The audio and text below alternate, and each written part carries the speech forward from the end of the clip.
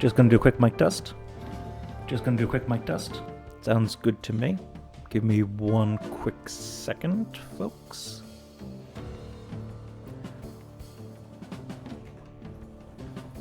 And we are good to go. So, howdy, Immortallium here. And today we are back with Penny Blood Hellbound again. Now, I'm curious with this now. We have one question left to ask the witch. So when we ask that question, will we have to do another run after that? Or is it going to move on to what I believe to be like the final level? You know, I'm just curious about that. So, okay, just took a quick little moment. So I think we did most of our tasks around here last time. Can I see our resources? How do we see this?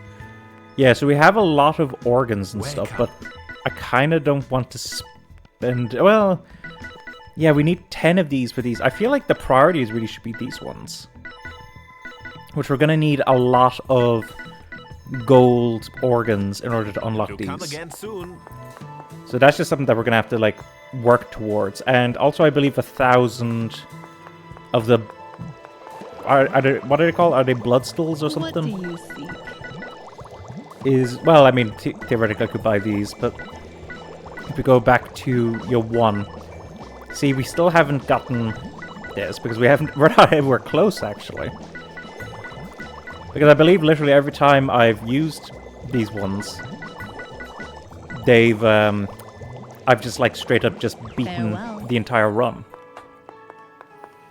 So, yeah, with that being said and done, let's go ahead and actually get the run started. Did I equip the, I think I did. I'm under the effect of something right now, aren't I? Drink, little lady. Yes. Yeah. Okay. So, we are going to stick with Salty Kova and Axeman. Got it. And difficulty-wise, let's just go with that. Again, I'm not really sure if the difficulty is actually giving me like any benefits or anything.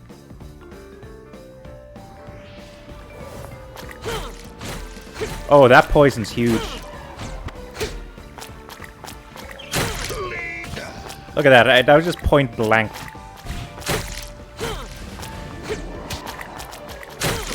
Like, look at that, one hit. Well, not one hit, but like one use of this. And it gets to 100. Right out the gate. Oh crap, I was hoping to get that to 100. Bad, I suppose. And let's see. Not sold on any of those yet. Already using up a couple of rolls. Think this is better for... I'm gonna give this to Yaman.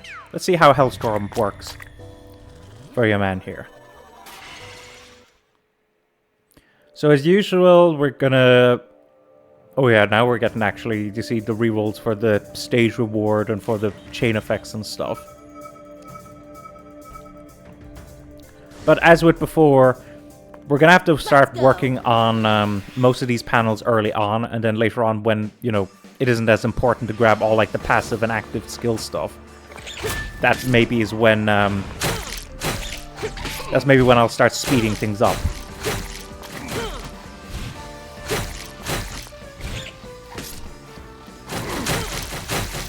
There we go. Good use of Hellfire right at the gate. So, anyway, what's been going on in my life since last week? Let's see. I guess not too much, actually. But we're kind of working on the garden. Just to... I think I mentioned this in one of our episodes. Which episode would have been now? Victory Chief Gaming. I think it was one of the Poo Poo Tetris episodes. That I kind of got an interest recently in trying to increase the biodiversity of the garden. Unfortunately, none of these I want. Just because, you know, I'd like to see a bit more activity out there in the garden. I've always been quite a fan of animals myself, so I thought it might be neat to just, you know, attract animals to the garden, support the animals that are there, etc, etc. So we're working on a bunch of stuff at the moment with regards to the garden. We've added some wood piles there for some animals, as well as like logs. We've got, we've put in a few extra plants and stuff. Kind of left some of the grass untouched, so that like some of the wildflowers can grow and provide like pollen for the pollinators and seeds for the birds. So we've only kind of just it's relatively recent, or kind of moved to do that. So there's still a lot that we haven't gotten done yet. But you know, it's going kind of okay. I'm looking forward to. Hang on now, I've actually got to focus a little bit here. I'm looking forward to seeing, you know, if the animals will like it in the end. There we go, that's what I wanted, the gold one.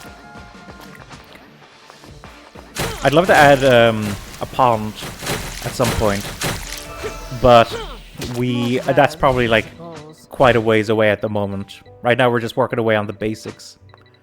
More plant life is a big one, as well as, you know, just providing little places for animals to, like, you know, live and hide out in. We want to do a rockery soon. That'd be good. Just provide some shelter for some plants. Now for a Let's see. rampage. What are our options here? Scapegoat, adrenaline surge. That would be good, actually. I'd love to buy that. Grants pennies whenever I clear a battle stage. The thing is, we could just go ahead and get rid of this in a while. Because all we have to do is do 5 stages to get our money back for that. So it's like an investment. And I can get rid of it later on. But anyway, what was I saying? Oh yeah, just talk about the garden. So yeah, that's some of the stuff we're doing at the moment. I'm looking forward to seeing how it'll have much of an impact on garden life out there.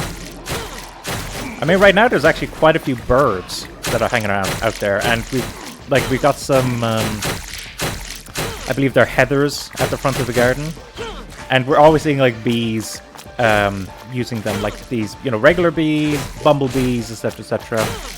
So like that's good that they have access to a bunch of plants to be able to, you know, extract nectar from and all that stuff. So, you know, that's all good. That's all good. Doing my bit for nature, or at least trying to.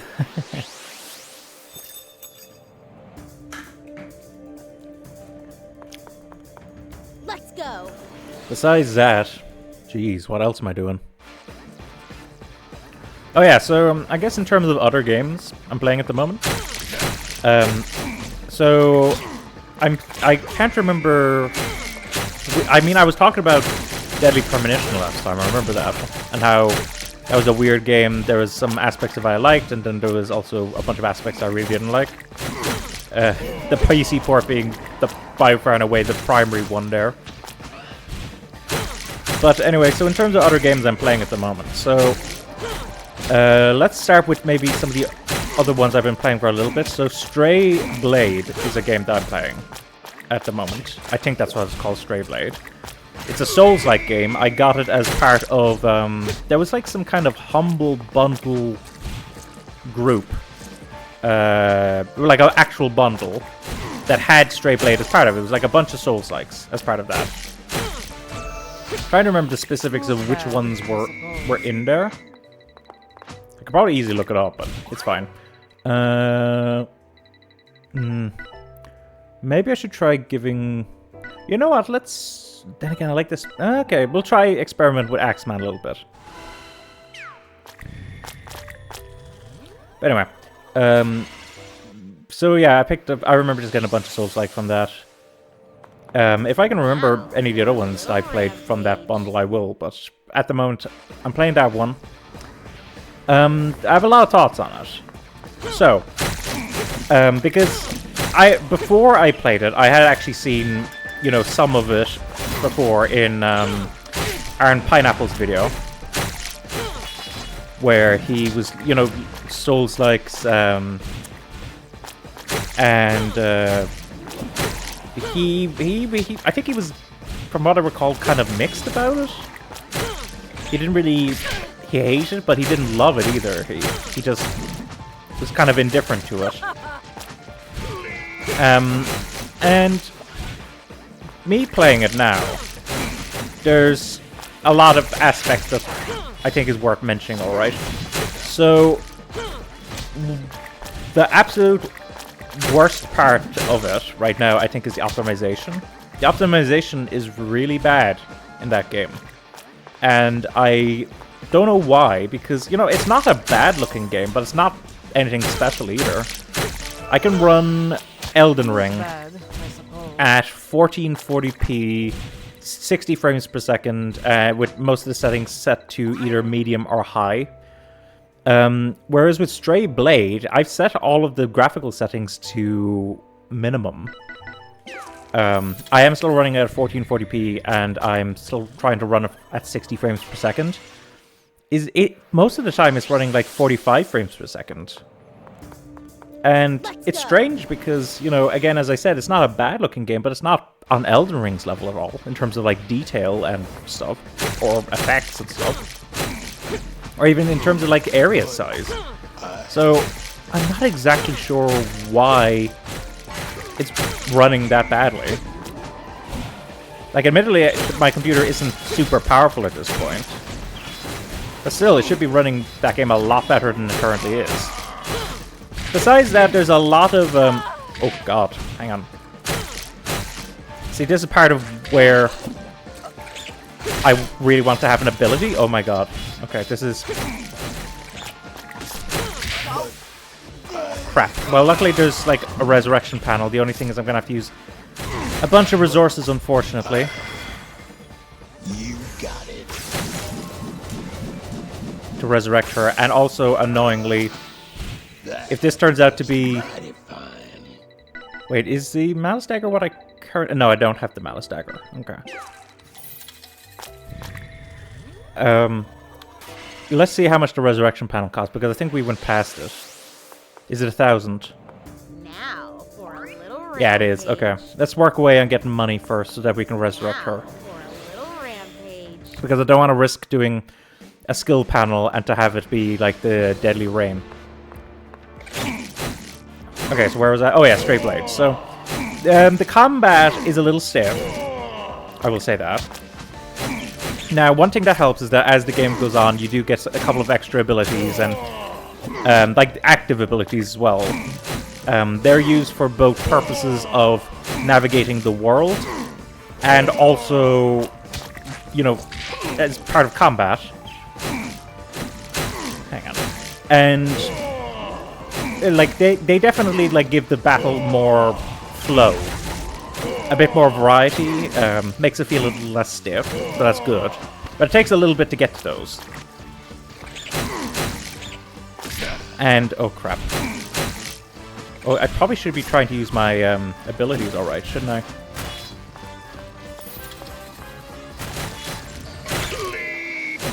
Something like that. But, anyway, what else was I saying? So, there's that. The story itself is fine. It's not like, you know, the Souls series at all, in the sense that, you know, there's a lot of cutscenes, there's a lot of, like, NPCs talking and explaining stuff. So, it is a case that it's a much more typical type of story that's being told. And in terms of, like, the characters are fine, even if there's some weird kind of interactions that I'm not entirely sold on. Because it's kind of like a buddy thing as well, you know? Like, two people who don't quite get along, and then, as, you know, through circumstance, they have to work with each other, and then they start caring about each other, that kind of thing. So, that's fine. Let's go for passives right now, because it doesn't matter that you're once down. We can always do with more passives. So, obviously I think the bosses are generally not very good, I would say, in that game. Not to say that there aren't any good ones at all. The kind of more major ones are a little better, in terms of, like, there's a bit more to do. But it's still not great, is what I would say. So, that's a bit of an issue. The exploration's fine as well. bit too many invisible walls for my liking. But, you know, whatever. I also spoke about those abilities to help you navigate. They're very kind of constructed in the sense that, you know, you see these specific points and you go, okay, that's how I'm going to... I have to use this ability here to get over there. So it's not like you're, you know, it's not like a lot of Metroidvanias where you get abilities that you kind of have to actively, like, you know, figure out which ones to use and string them together. It's literally just, you see this thing, and it's like, use this ability at this point. And that's kind of it. So, yeah, and... like, and as I said, the visual style... Ooh. Let's go a little Cthulhu here. But the visual style of the game, like, the graphics aren't bad. But they are quite simple. They do have a bit of style to them, which is good. Mighty fine. Hang on, this is... yeah, so let me just focus on this because I somehow messed it up last time.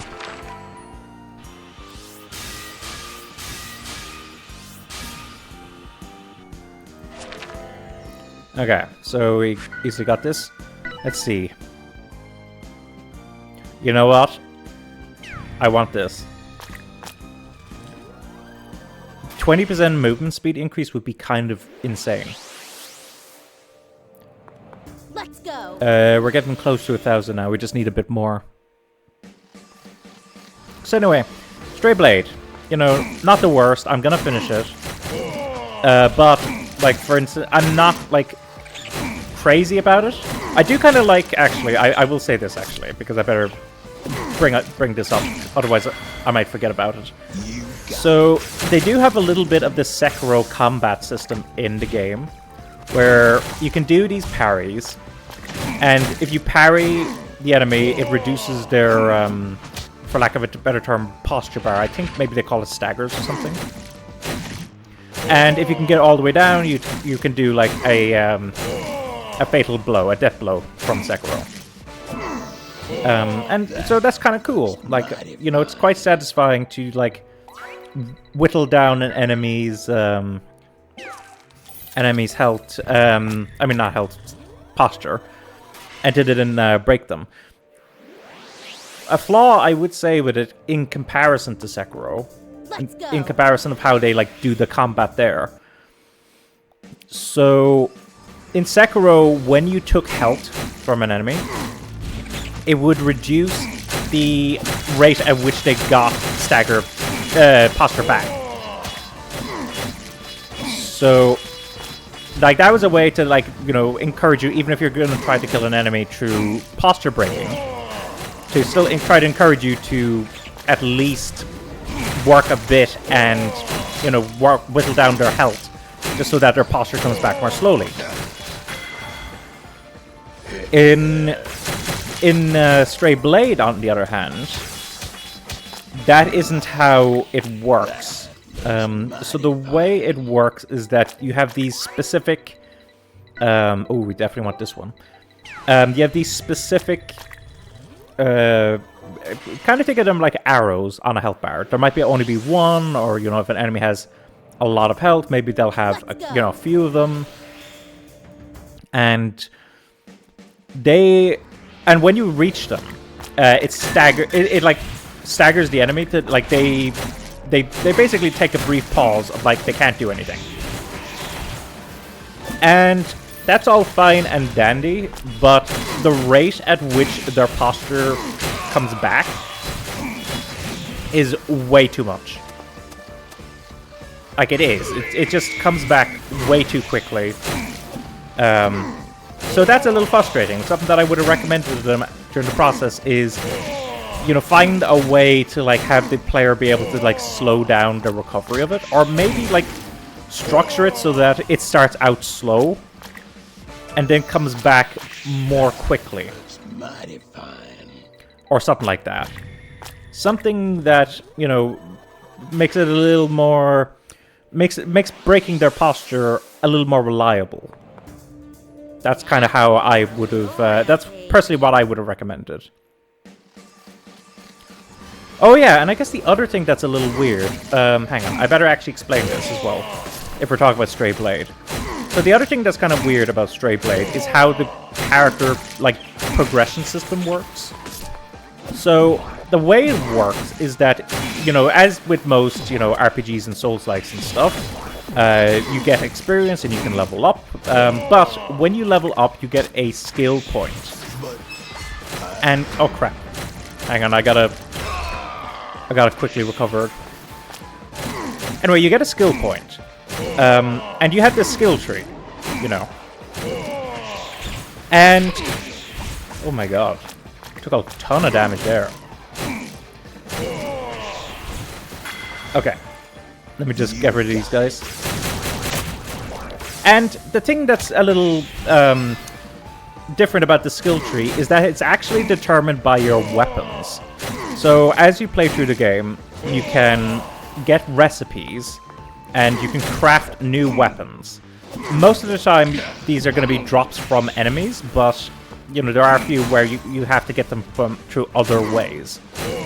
And as you use said weapon, you increase its mastery, which gives you access to like more, you know, abilities to upgrade it and a couple of new moves and all that kind of stuff. Here we go. So that'll help a bit. But when you are... Hang on. I want to try to focus on passive still. So this will get me 1,000 no matter what.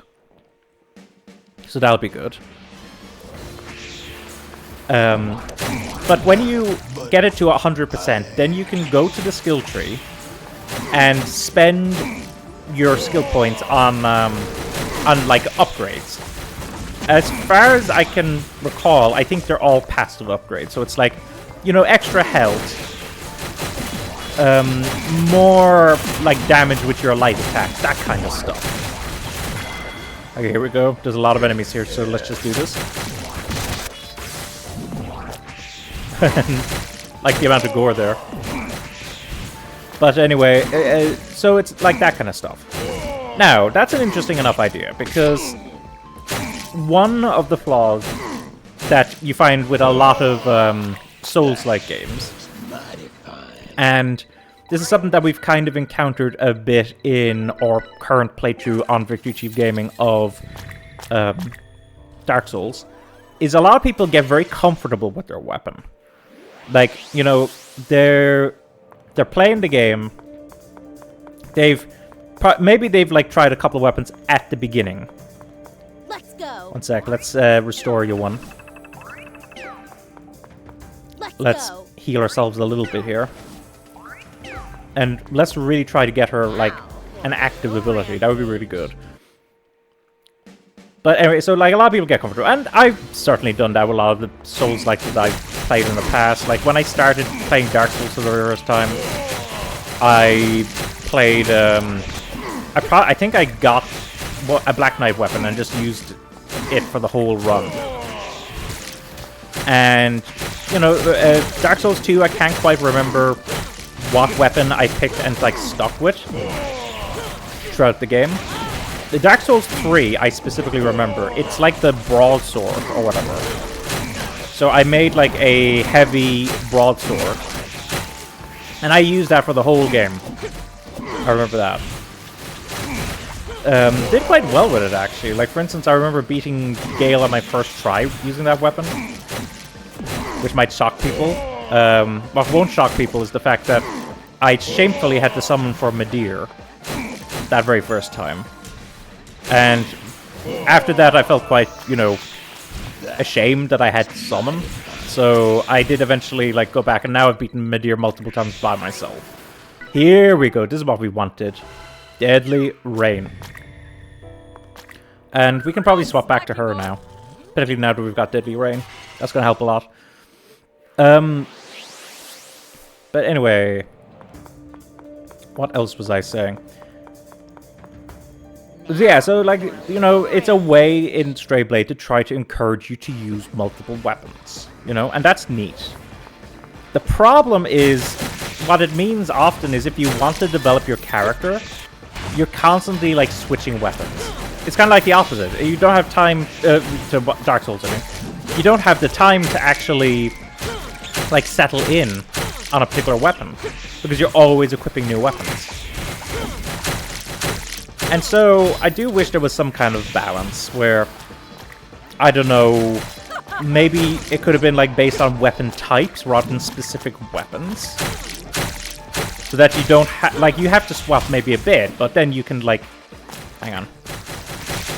Maybe then you could like settle down on a specific weapon as part of that. And it would still be a way to like try out different weapons, because if you're trying out a bunch of different classes, weapon classes, that could work. So I do commend the attempt and the idea, the concept really. But I think it's still very flawed. So, overall, so far, Stray Blade, my opinions, like, it's fine.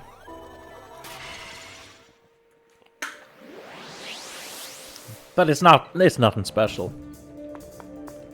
Now. And, you know, if someone asked me, hey, what Souls-like should I play? Stray Blade would be, like, nearer the bottom. It would probably be, like, towards the center, alright, but at the bottom part of the center in terms of games I'd recommend. So that's not exactly a ringy endorsement.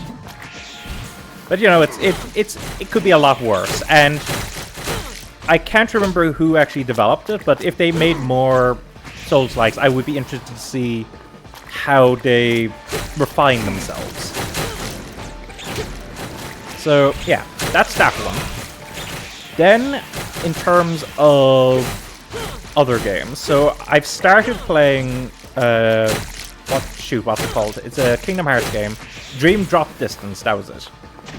Now, I'm early in playing Dream Drop Distance, so keep that in mind. I'm not, like, super far in, so I can't give too many, like, thoughts and opinions on it at the moment. But I will say that, you know, just like a lot of Kingdom Hearts games, and particularly their spin-offs, there's a lot of weirdness in terms of the mechanics of the game. There is a little bit of overlap with Birth by Sleep. Because Birth by Sleep, you have the command system. Hang on. Let's go with Malice Grinder. Here we go. So, at least now she has both slots filled out. We just need to work on upgrading them. But, Let's go. what was I saying after that? Yeah, so probably so far there's a couple of unique mechanics, you know. But I guess the one that stood out to me the most, in terms of, like, you know, just being kind of weird and potentially interesting, but, you know, that's something to be seen, is the Dream Eaters, I think is what they call it, which is kind of like a creature collector, in the sense that you get these recipes to make creatures, and you can level them up, and you can... hang on, let's use our special and see how good this is now, if it is good at all. Yeah, the poison damage is good. I think it lasted a bit longer as well, which is good. Oh. Hang on, I gotta quickly deal with something here, in terms of moderation.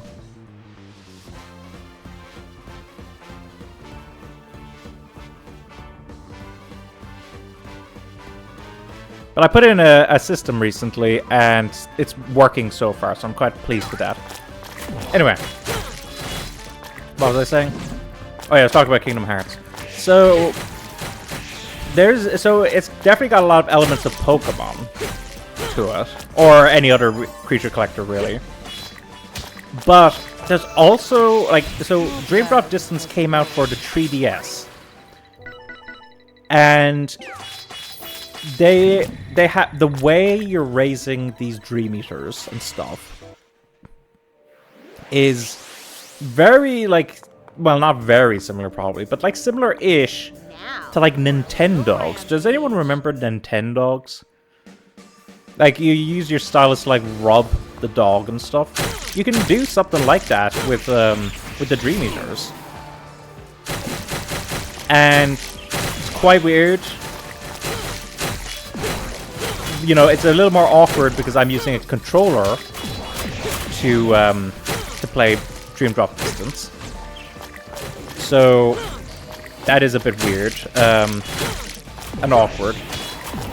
In terms of... Okay, let's use Aura Special again. Looks like maybe we're immune to damage when we're part of this.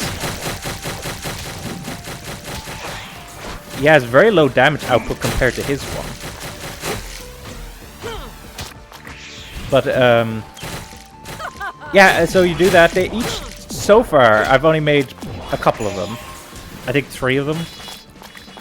And so far it looks like they each have their own skill tree, which grants you access to, like... It's not actually for them at all. It's for you. Whoever you're playing as. In terms of, like, new commands and new...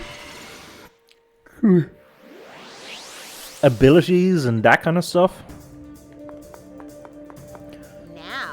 So, it looks like if you want to maximize your character, you're gonna have to swap them out and like develop them individually.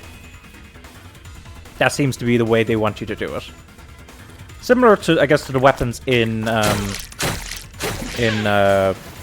Stray Blade.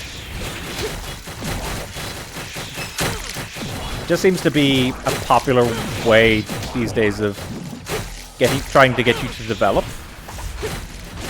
And I do feel like it's a little restrictive because it'll make you go, well, I need to like constantly switch out these Dream Eaters. But I haven't even gotten to that point yet, so maybe there's a lot of overlap. I don't know. I'll have to see.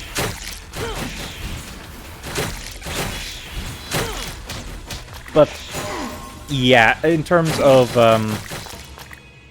that system, it's a little kind of weird. Don't know how into it I am yet. And then you got a couple other weird mechanics. You got the whole dropping thing, where you're going back and forth between 2 characters. So far I haven't manually triggered it. It looks like you might be able to manually trigger it, but at the moment I've been letting the timer just go. So it just switches characters. And I remember at first wondering, like, you know, when I come back to the other character I was playing with, would they be, like, where I left them, or would they be back at, like, a checkpoint of some kind? And I got back, and it's just where I left them. And it's kind of like, well, this is an odd way to, like, design it. I mean, I guess it's to try to encourage you to keep swapping back and forth between them. This come off as just a bit weird, though. Crap. Ah, so close.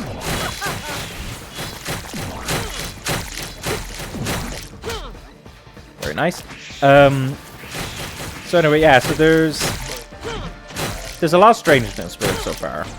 I'll have to keep going with it and see, like, you know, how things develop. But at the moment, it's a bit weird.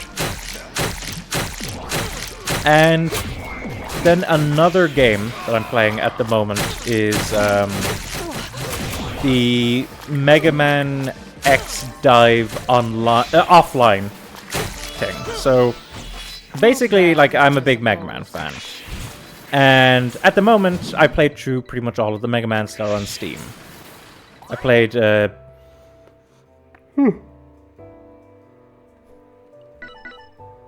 this point, I would like to switch to this. I guess at the moment I can replace this. But anyway, what was I saying? Oh yeah, so I played through most of them, or pretty much all of them on Steam at this point. And I saw there was like a bundle going on at one point, and you could get Mega Man X Dive offline for about €3. Now, it's for anyone who is unaware of what that game is, it is basically, as the name might suggest, an offline version of a previously online game. And it's, you know, it was very much developed to be a mobile game. Let's put it that way. Now, there can be fun to be had with it in terms of the platforming and some of the boss fights. But, and here's like a very important part, it's a little exhausting to play. And at first I was trying to figure out, why does this feel exhausting to play in a way that regular Mega Man doesn't? And after a while, I think I figured it out. So in Mega Man, there's combat in Mega Man. Obviously the bosses and, some of the enemies you come across, but in many ways it's predominantly a platformer game. Oh my god, I'm doing really bad with her, so I'm going to switch over to him for the moment. And he's right by a spike wall. Wait, where is he? Oh, there he is. Crap! Really? Oh my god. Okay, I played really badly there. Let me just skip through this. Anyway, so, combat is important in Mega Man, but it's, predominantly a platformer. I would say. And, the game is very much designed for combat. I guess in many ways it's easier to monetize combat than it is platformers, or platforming. So, like, in Mega Man X Dive, there's a lot of ways to strengthen your character. And you have, like, a power level, and there's all these, like, pieces of equipment you can equip, and they'll increase the amount of damage you can do, decrease the amount of damage you take, all that kind of stuff. And so, clearly the game was developed with the intention of, having all of these different ways that you can get stronger in combat, and then they would monetize it, originally. Now, in the offline version, there is no monetization. You buy the game, that's it. But it's still got all these systems as part of it. Let me just take a look at this map. Okay. Now for a little ramp. So so what it results in is that a lot of the... Oh yeah, I'm actually using this guy. Okay, sorry, I forgot. I thought it was on her, you see. But it means that each level is very combat heavy. Really combat heavy. And it just ends up being kind of exhausting after a while. You kind of get worn out. Now, there's some bits where it is genuinely fun. Some of the boss battles aren't bad. They test your platforming skills to dodge attacks. That kind of stuff. But, again, there's a lot of... Oh, crap. I made that same mistake. But there's a lot of weird kind of mechanics in it. And it kind of misses to a lot of a degree of what people liked about Mega Man. Like, a very core part of Mega Man was, when you defeat a boss, or at least, the Robot Masters or the Mavericks or whatever, whichever version of Mega Man you're talking about. I keep thinking I'm her. But, you get the boss's ability, and then, like, that's the weakness of some other boss. That kind of thing. And that can be quite a fun system to experiment in. Plus, a lot of the abilities can just be fun as well to mess about with. But there's nothing really like that in X-Dive Offline. There's a lot of different types of weapons. But, besides, like, the functionality of them, I haven't really found any, like, area where it's like, I haven't really found any aspect of it where it's like, you're better off using this type of weapon. Specifically for, like, the damage and stuff. I just haven't come across anything like that so far. So, it's just weird from that perspective. Now, it's interesting enough that I'm going to finish it. I'll have to see what I feel like at the end, but at this point, it's kind of a case of, like, unless you've literally played through all the other Mega Mans that are available on Steam. And But the thing is, I guess even if you had done that, there's a bunch of like Mega Man kind of like games that you could play instead. Like, I haven't gotten around to playing it yet, although I do have the first one. Mighty... Oh, no, not Mighty. Well, technically Mighty number 9, but Mighty number 9, very average game. I think what I meant was Azure Striker Gunvolt. That was it. That was what I wanted to say. So I haven't played the first game of that yet, but I do have it, and it's meant to be like a spiritual successor to Mega Man. Plus, the company that makes those games are great, called Inti Creates. And they have a bunch of people there from the Mega Man series, and I think they were the ones in charge of doing the Mega Man Zero games on Game Boy Advance. Was that Game Boy?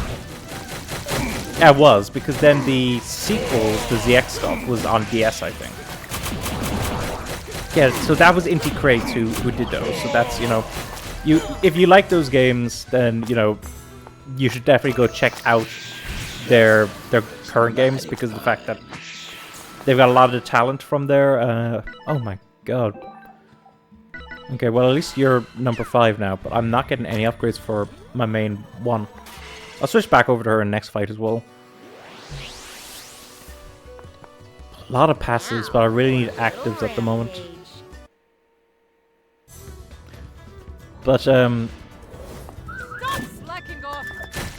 yeah, wait, what was I saying about that? Oh yeah, so... Yeah, so there, even then you have better options. Now if you've really drained everything, or seemingly drained everything, like if you find it for cheap, might be worth giving it a shot, but I would only buy it on sale. I wouldn't like spend the full money for it, personally. So those are the main ones I'm playing at the moment. I'm also on my Steam Deck playing, because I haven't gotten around to their stuff for a while now. I think I was talking about this last week. So I run a Steam curator group called JRPG Reviews. And I made it because of the fact that I felt like there was a lot of games on Steam that were like being listed as JRPGs but weren't actually JRPGs.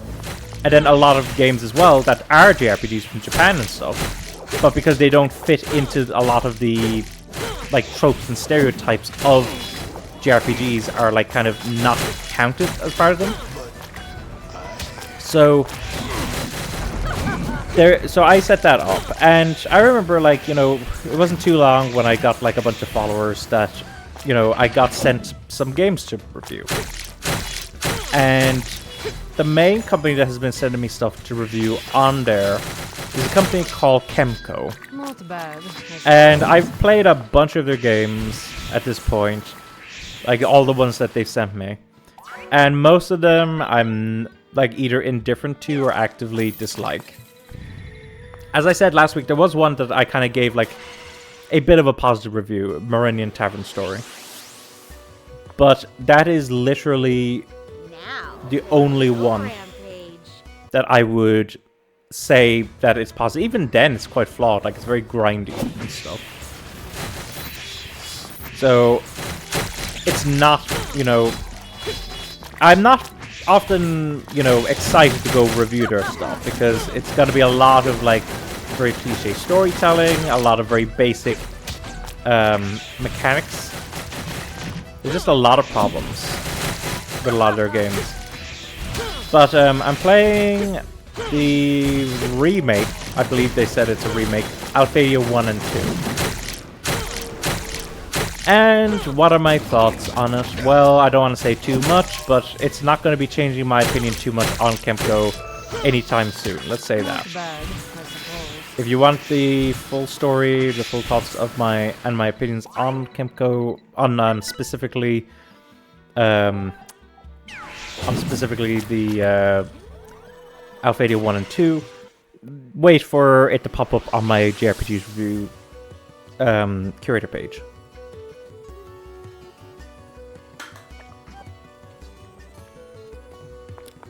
Let's go. Also, actually, hang on, I just want to do something here. There we go.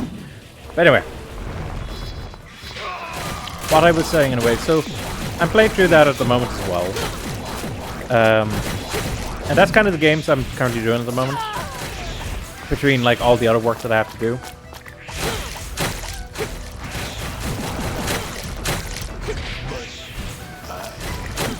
We have not been lucky at all when it comes to like the abilities I want for her.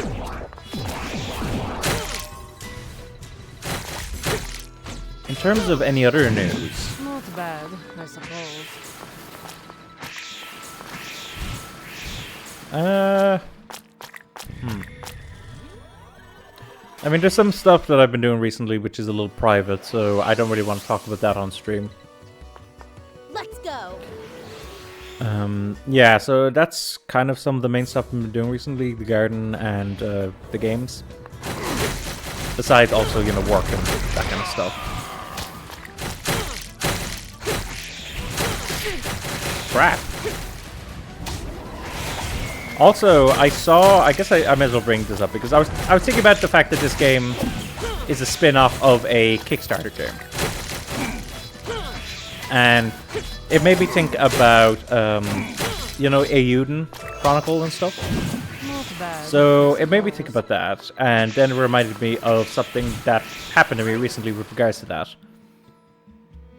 I think he has, yeah, Dark Star, but Dark Star is maxed out right now. I can't, like, upgrade any further. So we'll just do that. What was I saying? Yeah, so I was thinking about that. So, I haven't, like, I did actually back the game. Let's go. But I haven't actually played it, and part of the reason for it was I was waiting for the DLC to come out. At the time, it didn't seem like the DLC would take that long after the game. As it turns out, it's going to take quite a bit of a while. I think, did Eiyuden Chronicle come out last year? I think it did, right? Crap. And after... And I think it was meant to be like in the autumn or something that those DLCs were meant to come out, and they got delayed. But now they've gotten a couple of them released. I think there was meant to be 3 DLC, and they've released 2 of them at this point. Not bad, I suppose. And you know, as someone who backed the project, I'm getting them for free. Like the season pass is completely free on my end. So, you know, that's kind of good. And it is good, actually, because from what I've heard, that DLC is not very good.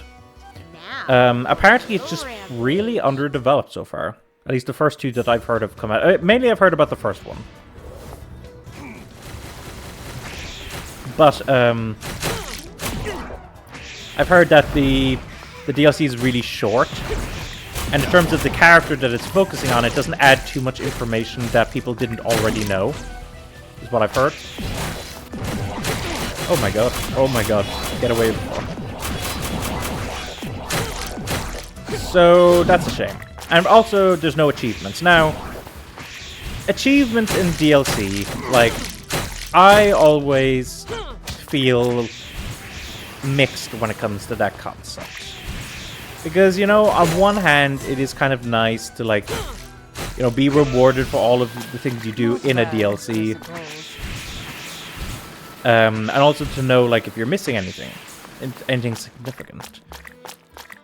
So that's also, you know, neat. Here we go. So I guess now, we're going to replace this. But on the other hand, you know, if you pick up a game... have I been to the shop here? I don't think I have. Pick your poison, fellas. Okay, let's buy a record first. Use it or lose it, pal. We may as well buy this. Use it or lose it, That's pal. healing. Yep, that'll do for the moment. Pal. Um, Now for a little rampage. so, like, for instance, the Elden Ring DLC that came out last year, Shadow of the Earth Tree, that didn't have any achievements. None of them were added to the game. And I saw someone disappointed about that. There were some people who were like, you know, why didn't they add achievements? You got it. And I kind of get it on their part. Because, you know, there's a lot of games that I've played where, like, I'm working towards getting the achievements. Just because, you know, it might be fun and stuff.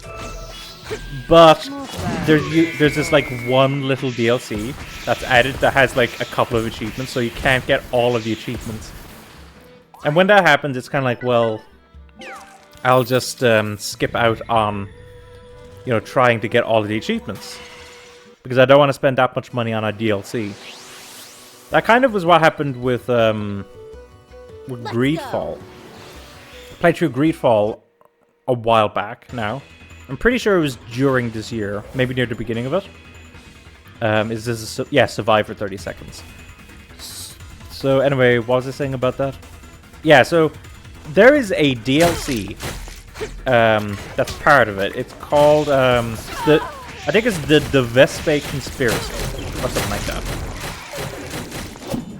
And it's I don't know people's thoughts and opinions too much on that DLC. But it's one of those cases where the DLC just is not super reduced, really ever. And I look at that price tag, and I'm like to myself, you know... Oh yeah, we're good, health-wise. At first I thought we might have been in a situation, but I think we're actually okay. Anyway. So... yeah, with regards to those, just adding...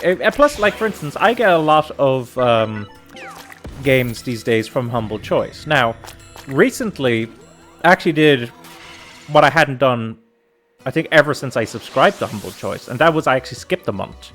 I skipped... Let's go. which month was it now? I think it was January's one. I skipped January. In most cases, I should probably have skipped February's as well.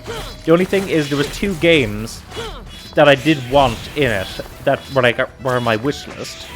And even though they weren't like terribly expensive games, they were indie games. I was still like, you know what? If they're part of this bundle, I might as well pick it up, you know. So that's how that kind of worked out.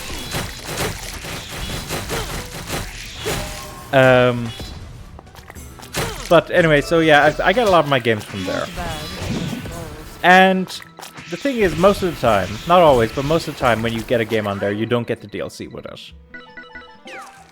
And so, I have a lot of games that, you know, I got through Humble, and I just never picked up the DLC because either it's too expensive, or I didn't think it added enough value, or all that kind of stuff. Like, actually, I played one of them on stream recently, where it was something like that. Do you remember Mutant Year Zero, Road to Eden? So I played that on stream, and I was shocked at the ending because of how abrupt it was. Also, I just heard what sounds like a golden organ of some kind. Did I already pick it up? Can't actually tell. Oh, crap. I would really love to have more upgrades for my active abilities.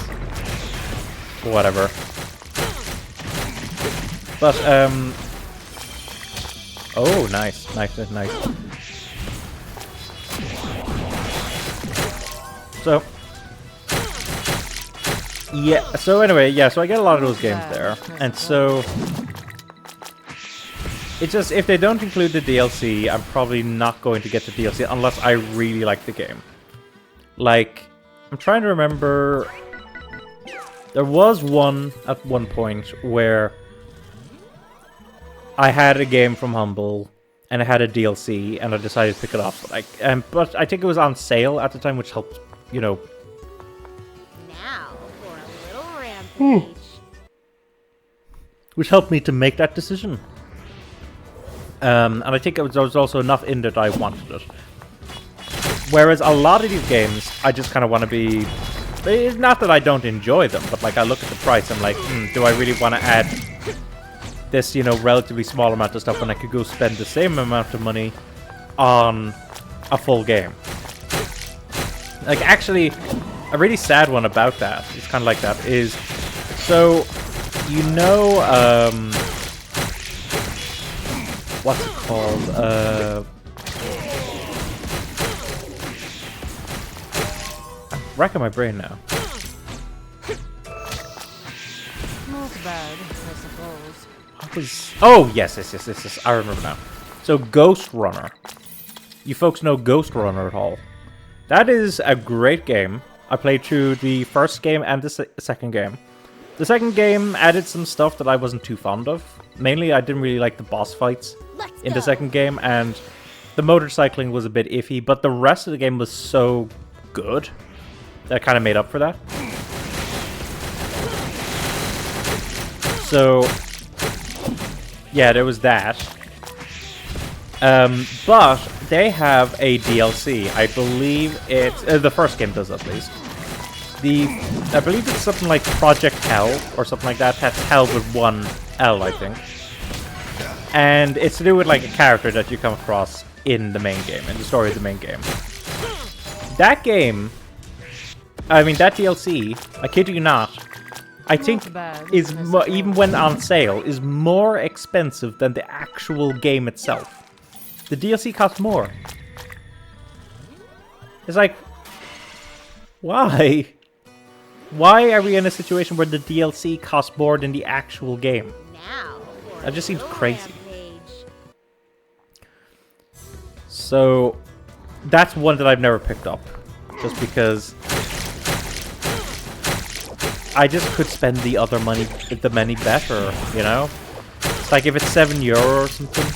Like, there's a lot of fantastic games out there that I can get for cheaper than €7. You know?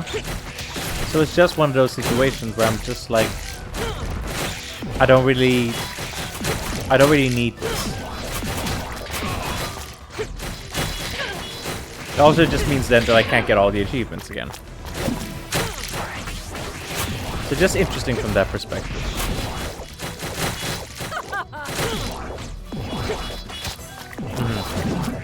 So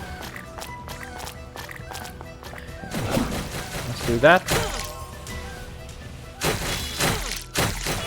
Ah, I couldn't get to 5. Bad, I suppose. That's a shame.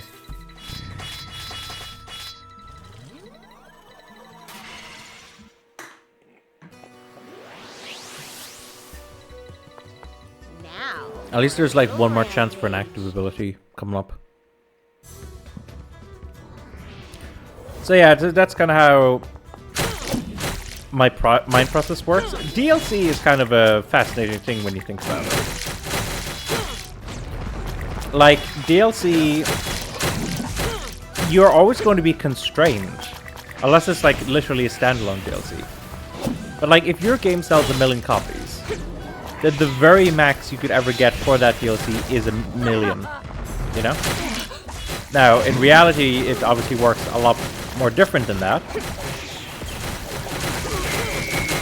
But, you know, for the sake of theory, that's kind of how it works. And it's just like some games make sense with it. Like if you sell like 20 million copies of the game, makes sense to have DLC with it. Or to release DLC, because you're probably going to make a bunch of money back. not bad. Particularly if it's a really good DLC. So, but then again, if your game doesn't do that well, Now, for a then, rampage. like, how much can you sell your DLC? You know? Okay, I better swap to Axeman, I think. I am very tired. I noticed that, actually. Just to be completely frank with you folks, like, my eyes are, like, feeling very heavy right now. And that isn't the game's fault at all, it's just the fact that I'm tired and I've been working hard on a lot of stuff. On a lot of stuff. My voice cracked, you see. Okay, are there any entrails or? Yep.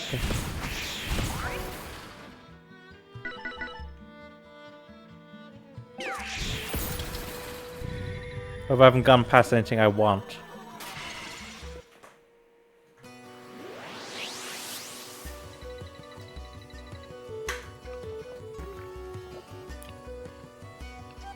Okay, let's see if we can get more. For a little rain. Please give me some active ability that I want. I'd really appreciate it. But anyway, so... yeah, that's just the kind of thing. It's like... so, the Eiyuden Chronicle DLC doesn't have any achievements. And I've seen some people complaining about that, but I'm kind of also thinking to myself, that's kind of nice that it doesn't have any achievements. In a way. And I can also imagine people's disappointment, because I bet there's some people who really wanted the DLC to have some achievements.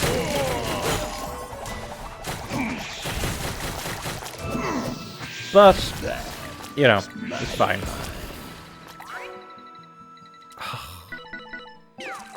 I'm not getting lucky at all. So yeah, so now that I know about that, I'll probably, at some point soon, enough play Eiyuden Chronicles. Let's go. 100 Heroes. I've heard that it's, you know, decent is probably the word. You know, even good. I've heard that it's good. I haven't really heard that it's amazing. Like, I don't really see anyone going like, oh my god, it's so incredible as a game. A lot of people are just kind of like, it's a nice little homage. You know?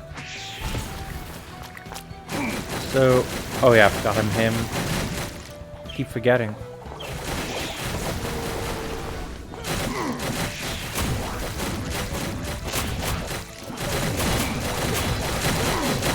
Yeah, I'm not gonna get to 100% of him.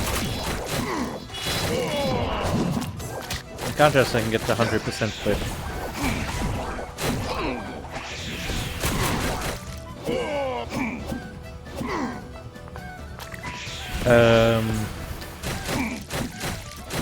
Yeah, so that's just kind of some of my thoughts about that. And like, DLC is such a tricky thing to like grasp as well. Because like, obviously there was that controversy. As always with the Game Awards, there's a lot of controversy with what they pick.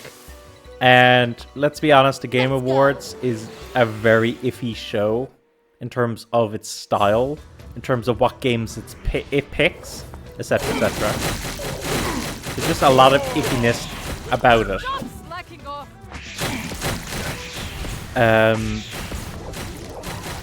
But it is worth noting that the controversy last time was on the inclusion of a DLC as Game of the Year.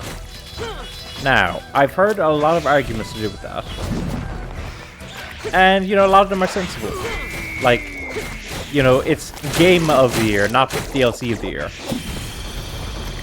And that, you know, if it won, it should be like the original game getting the credit. But also, Shadow of the Erdtree, like with Elden Ring, like that's kind of its own, well, I say its own unique one. It isn't. Like, there are some DLC that are absolutely massive. I haven't played it, but I heard that Phantom Liberty for Cyberpunk is, you know, utterly massive as a DLC. Huge. Let's go. And... oh. Okay, that's interesting. Hang on, I gotta take another drink before I try doing some voice acting.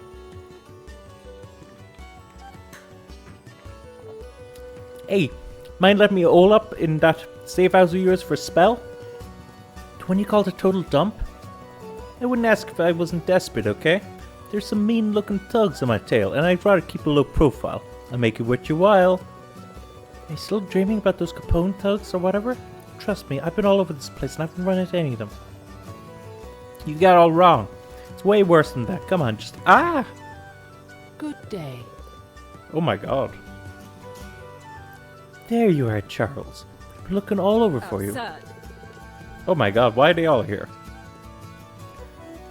You really thought you could still hide from us after all this time? Ah, they're here. Hide me, hide me. It's hard to do that voice with that kind of... These are the thugs you mentioned? Now that is no way to speak about one's tutors. Education must be treated with the utmost respect. Yes. Come now, Charles. It's time to practice your numbers. Incarceration? Incarceration? Should not be incarceration? Don't know. In Micklin, there's no excuse for you to fall behind in your Think learning. you're some kind of wise guy, eh? And the name's not Charles, it's Charlie. Or do I gotta be the one to teach some respect around Poor here? things. Now, Charles, be a good boy or we'll bring out the ruler again. Wow, that's a very old style. Then again, the game is set in the 1930s. Makes sense. Useless. Modern education institutions, yep, that was a thing back in the day. As is customary in modern education institutions, we must rap the boy's knuckles with a ruler every time he exhibits unruly behavior. No, anything but that. It hurts so bad. You gotta help me, Clara. Hey, what do you look so scared for? I thought you were the big cheese of Micklin or whatever. I ain't afraid.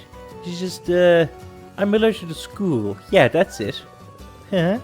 Well, why don't you pump them all full of lead then? Poor things. Charles, I trust we don't need to remind you what happened the last time you tried to kill us. Useless. Or did you enjoy cleaning the orifices of Micklin's tunnel of reincarnation? Sorry. I was not expecting the word orifice there. Clara, please. They're monsters. What's this you have here? Are you even playing shopkeeper again? How many times have we told you? This You're free to take home whatever you find in the tunnel. Retribution. But you are not permitted to use it for blackmail. Leave me no choice. Looks like we'll need to be more strict in how we educate you going forward. Wait. I've got Clara on my side, and you can help me, right, Clara? Teach him calculus next. No! Come, Charles, back to your desk. Gwa! Pick your poison, fellas. What a weird little cutscene to have. See you around, pal. Let's go. Oh, we can deal with your one now.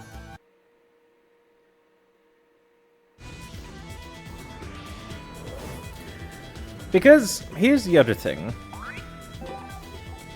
I don't really know how much I should say this, but like, with regards to JRPGs and combat, I think, like, I really like turn-based games. I like turn-based games a lot.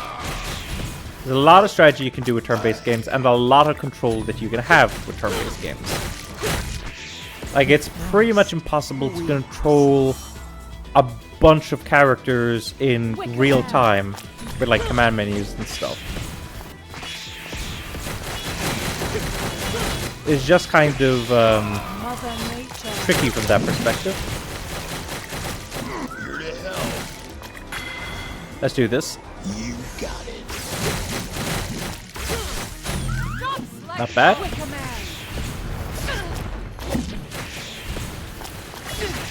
Crap.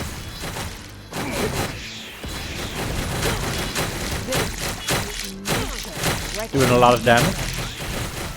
Mother Nature. Oh my god. Okay, I'm switching back over.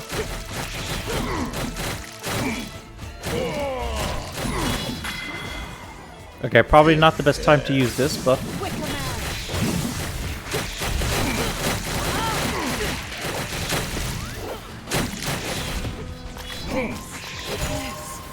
There we go, got her, finally.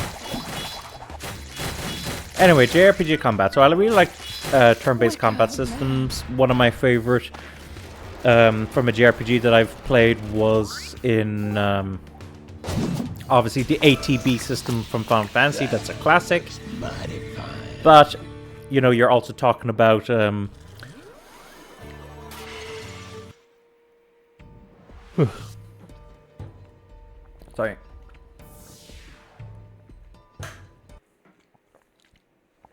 But, like, for instance, another great one is the Grandia games, because, you know, you can interrupt your enemies as they fight before they can do a command. You know, that's kind of neat.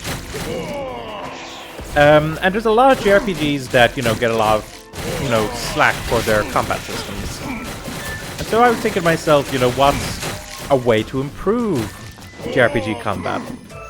I still think that there's a lot of people out there that make these JRPGs that think that we're still in the era where people don't know how to play RPGs. You know, there was a point where, you know, the Japanese thought that, you know, Americans weren't smart enough to play RPG games. Now, that was back in, like, the 80s, early 90s.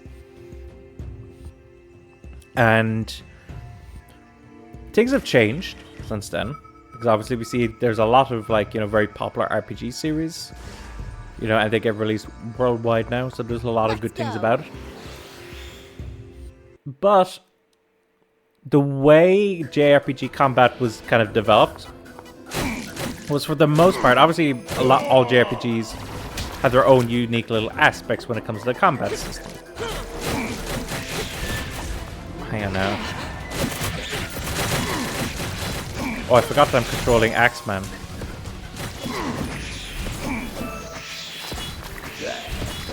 Mighty fine. Okay.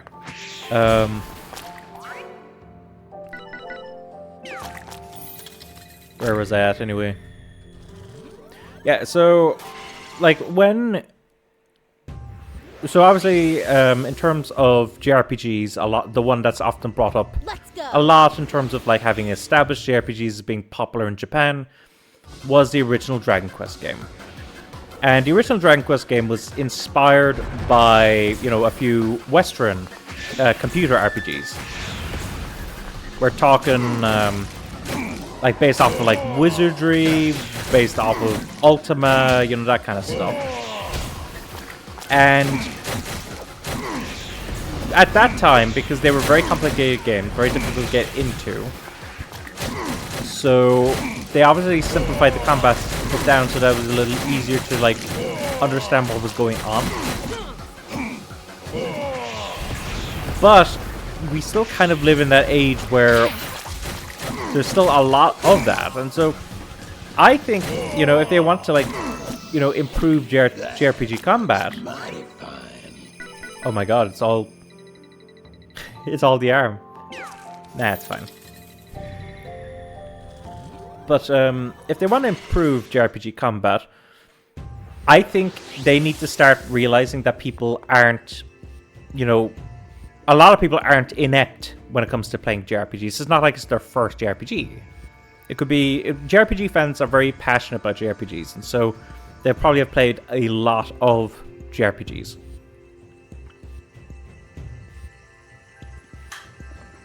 And while there's going to be some unique systems, Let's go. you know, within each game, a couple of unique aspects of the combat system, in general, a lot of them are very similar.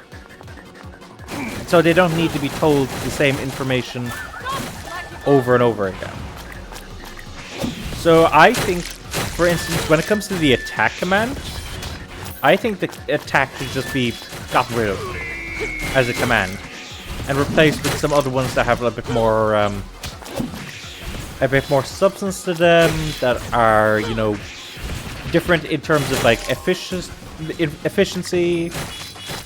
Obviously, the way it should probably work is that the way, as it becomes stronger and stronger, the efficiency like slowly goes down and down.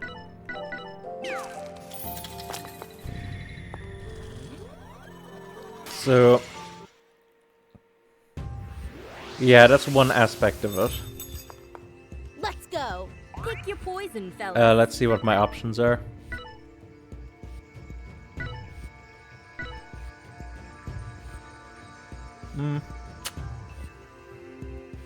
Sure. Or lose it, pal. See you around, pal. Okay, so where we're going? Let's We're going go. over here.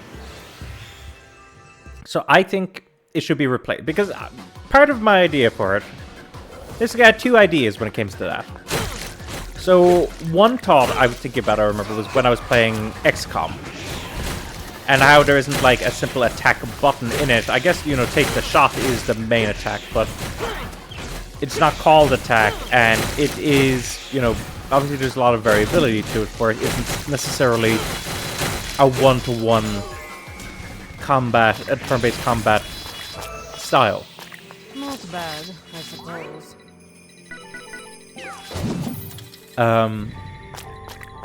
Besides that, let me just think.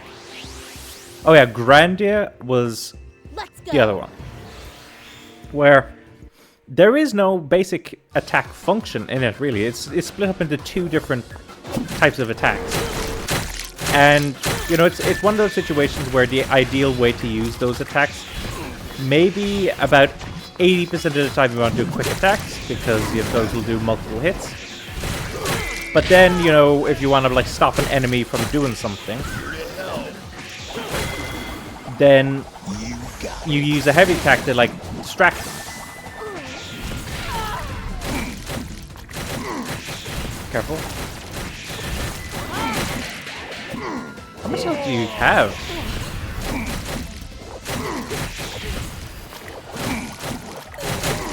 There we go, finally. That looks mighty fine. But, yeah, so, like, I think that's a neat concept, having the attack button become more of a context thing rather than just a thing you hit all the time. Rampage.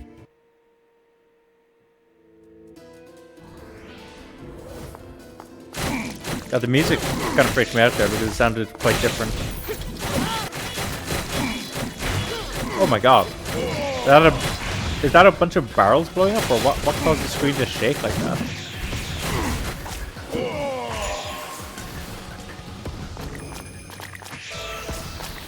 No talks. I saw one of these doors open. Can't really do anything right now though.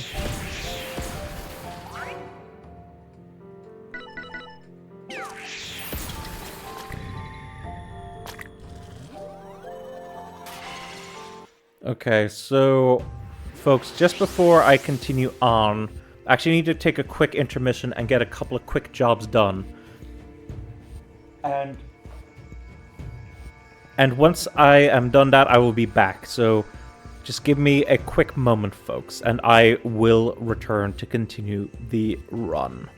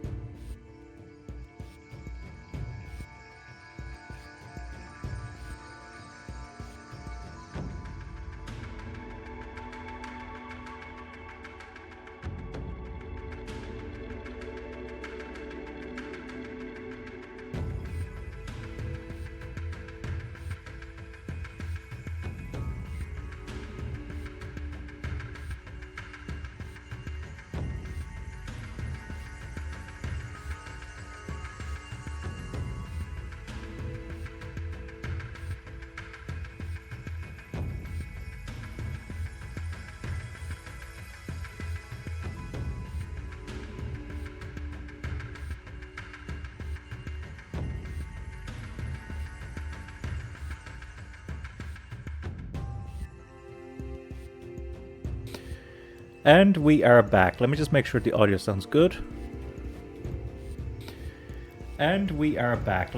That sounds good to me. Okay. So give me one quick sec. Oh god. Just hovered over something and anyway. Where was I at? Now for a little. Oh yeah. I'm just talking about a bunch of stuff. Yeah, JRPG combat and stuff. So like, and also like, a lot of JRPGs start you out with so few like spells and abilities. I feel like they should start you out with more right from the get-go. Just oops! Oh my god! I hit the wrong button. I meant to.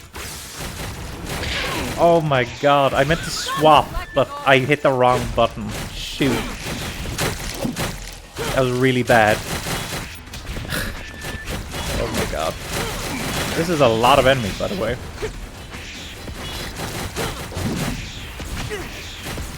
Oh my goodness. You see, this would be where if I had like a fully upgraded... What hit me there? It must have been like that little guy.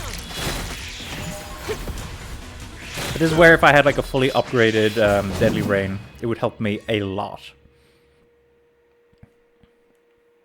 But, Not bad, I suppose. okay. I'm gonna upgrade for him. Not that that's particularly important at the moment, but, you know, I'll take it. And then I think there should also be like a mechanic where you're very slowly getting back your MP, or whatever resource you use to use like skills and magic. Because I find, at least myself, I'm very conservative with a lot of like my spell and ability usage in terms of like keeping resources and all that. I only really use them for like boss fights and stuff. And I think like I found that in games where it lets you get stuff back, like somehow, even if it's more slowly, I tend to play more more creatively when in terms of ability usage. Like I'm trying to remember. So like I remember in Final Fantasy 12, not that like Final Fantasy 12 is actually one of my least favorite main Final Fantasy games, but I did like the fact that as you ran around, you very slowly got your MP back. Again, that kind of encouraged me to like be a little bit more, throw caution to the wind and just use more spells. And oh, I could re-roll actually. We did buy one. Deadly Rain, fantastic. That was a fantastic re-roll. Still not, as I said, usually I think it's like not until you get to level 3, Deadly Rain, that becomes really good. But, oh my god, there's so many passive ones. Now for a little rampage. Sorry, I feel like one of the hairs on my mustache is like tickling my nose. A little distracting. But, yeah, so there was that, and I'm trying to remember, like, some games, like, when you hit enemies. Like, is it in Tales that happens? Actually, I can't remember off the top of my head. Do you get MP back when you hit an enemy? There was something like that in the second Ni no Kuni as well. Maybe even the first Ni no Kuni, although it's been a while since I played the first Ni no Kuni, so I can't quite remember how that works. But I'm pretty sure in the second Ni no Kuni there was a way to, like, you slowly got back MP during battle. Maybe through hitting enemies or something. Let's go. But, you know, I just kind of like that stuff. And if you want to, like, you know, if you're worried that that makes the game too easy, you could just make the enemies a little bit stronger.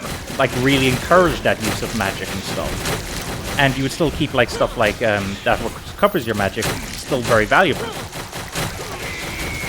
Because maybe even with the stuff recovering slowly, you might still want to, you might still need to get, like, you know, your MP back even faster. I don't know, there's just a lot of stuff like that, I think. That would be like, that would make for more kind of interesting combat. But that's just some kind of ideas I have. If anyone, you know, wants to share their thoughts and opinions on that, and like whether that's a good idea, a bad idea, which aspects they like, which aspects they don't like, you know, you're absolutely free to let me know. I would actually quite appreciate it. Let's go. Now, another thing I wanted to bring up, actually, was just while I was doing the intermission. I have a video on in the background, and it's on my iPad. And it's, yeah, I may as well drop their names, just because, you know, I'm sure they'd like me to give it the promotion, despite them being far more popular than I am. But for anyone who knows them, there's this YouTuber in particular called, well, I guess he's more of a streamer than a YouTuber, but, you know, he does a lot of stuff on YouTube as well. Lil Aggie. And, you know, he does a lot of, like, collaboration projects with a bunch of other people. His significant, well, I say significant other partner is maybe the proper word I should use. I suppose. As well as some other streamers, like, Adef and Domo and, you know, all those people. And I've been having a lot of fun watching his, like, you know, Elden Ring playthroughs, how random they can get and stuff. But also, within the past few months, they've been doing this thing called Archipelago. Now, I don't know if anyone who's watching this knows what Archipelago is.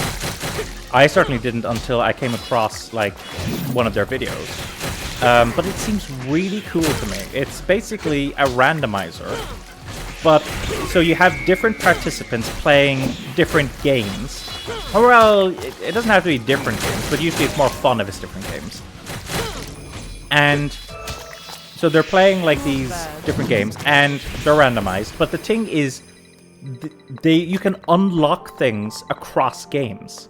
So, like, I could be playing Dark Souls, pick up an item, and it could be, like, I don't know,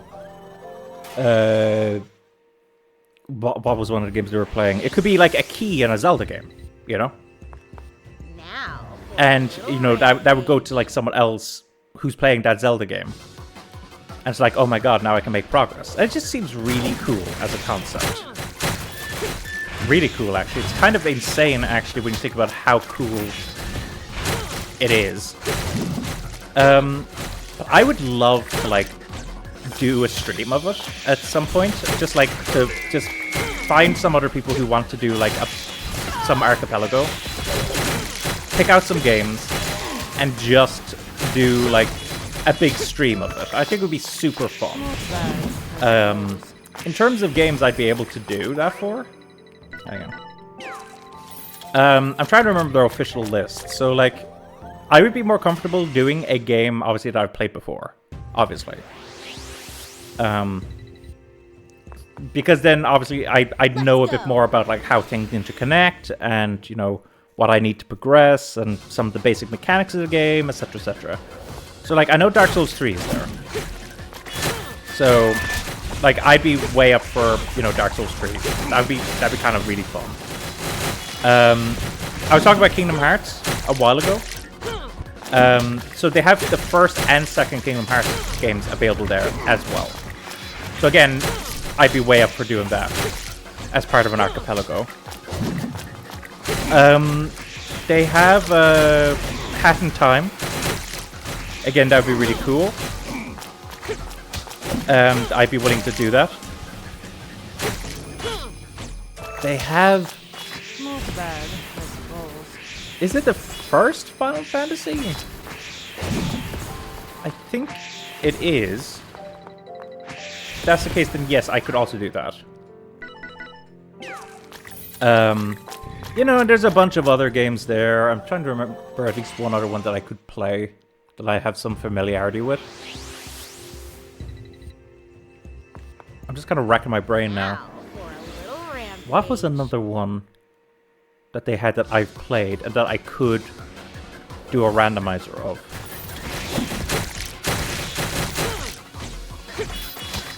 Oh god. Off the top of my head, I can't quite remember. But, point anyway is that, like, I'd absolutely love to try something like that. For at least one stream. Maybe I'd try it in Halo. I don't know. Or maybe it wouldn't work for me. Maybe I'd like it, but be like, oh, it's not really a stream thing, or something like that. I don't know. But it just seems like a lot of fun. I would really like to try doing that someday. Have I ever seen that before? Not bad, I suppose. 9,999 plus. I don't think I've ever seen that before.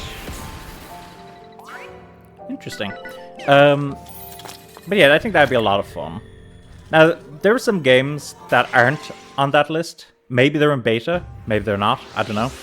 That I'd really love to do a randomizer of someday. Like, my favorite game of all time is Final Fantasy 9. So I would love to do a randomizer of Final Fantasy 9.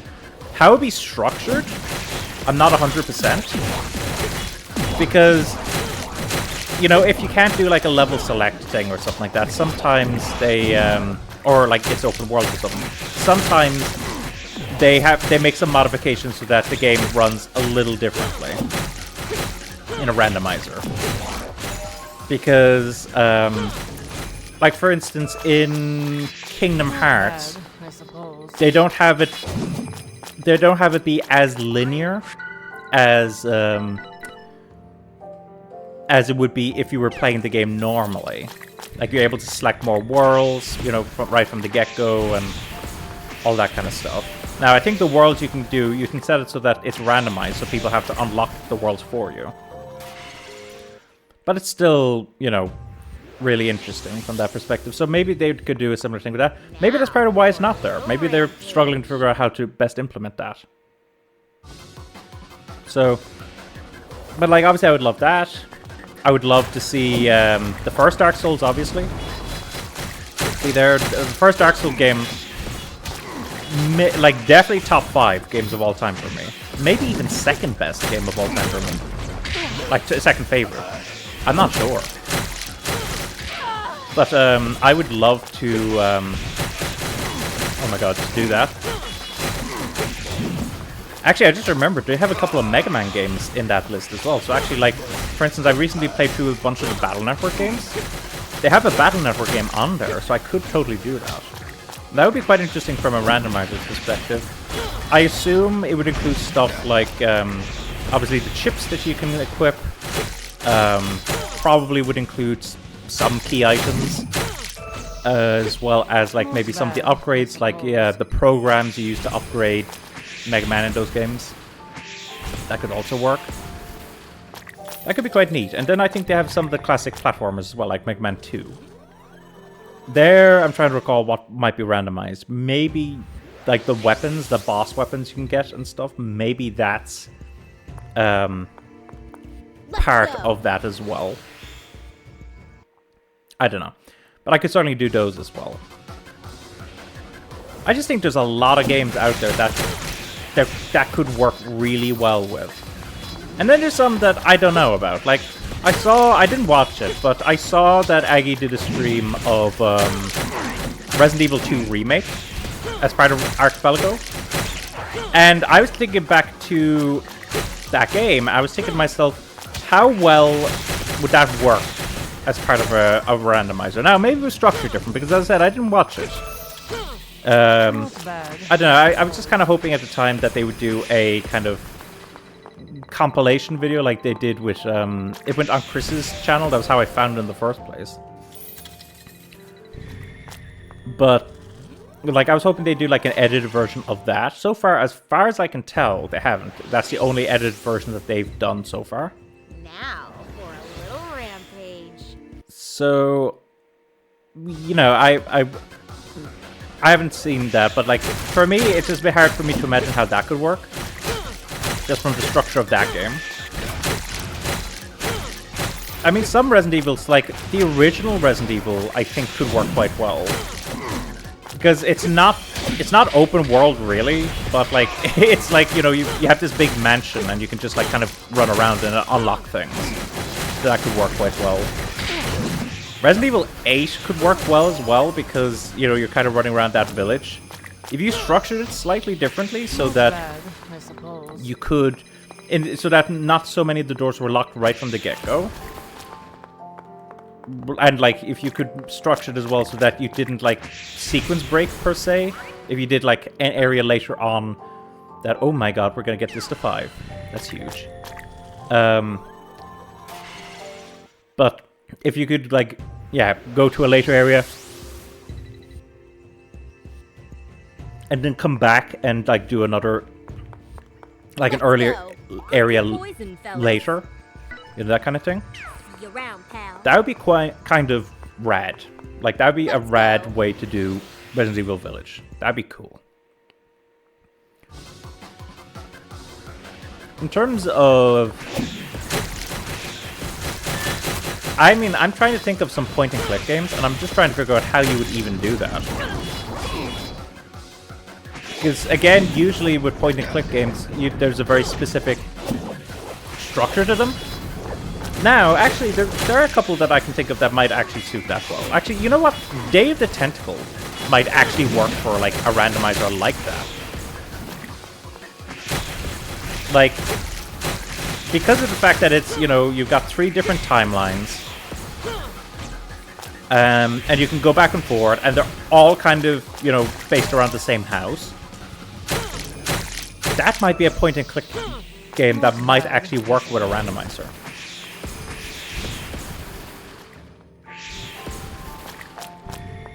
I don't know. And the challenge of it could just be, like, since you're getting random items and stuff, that you have to figure out how to proceed, maybe in a way that isn't optimal. Let's go. That'd be kind of cool. So yeah, there's just a lot of, like, potential with that concept, and I would like to play, you know, give it a shot and just see, like, what it's like. Because I think it sounds really fun. And it does actually genuinely sound like it could be a really fun kind of stream. Like, you know, you'd be talking to these other people who are playing with you, and, you know, like, there'd be a sense of camaraderie of, like, oh, I just unlocked this for you, you know, that kind of thing. I think that'd be kind of neat.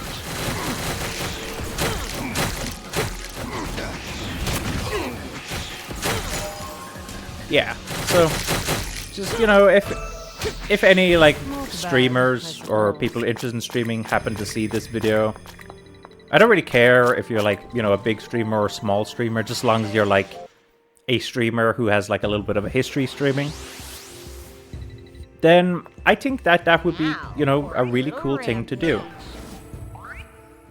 Okay, let's do the boss here. Now for a little rampage. But, yeah, I just think it would be neat.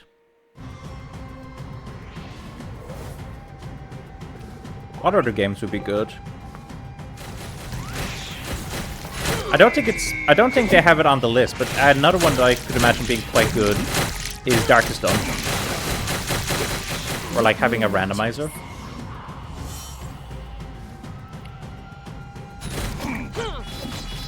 Here we go.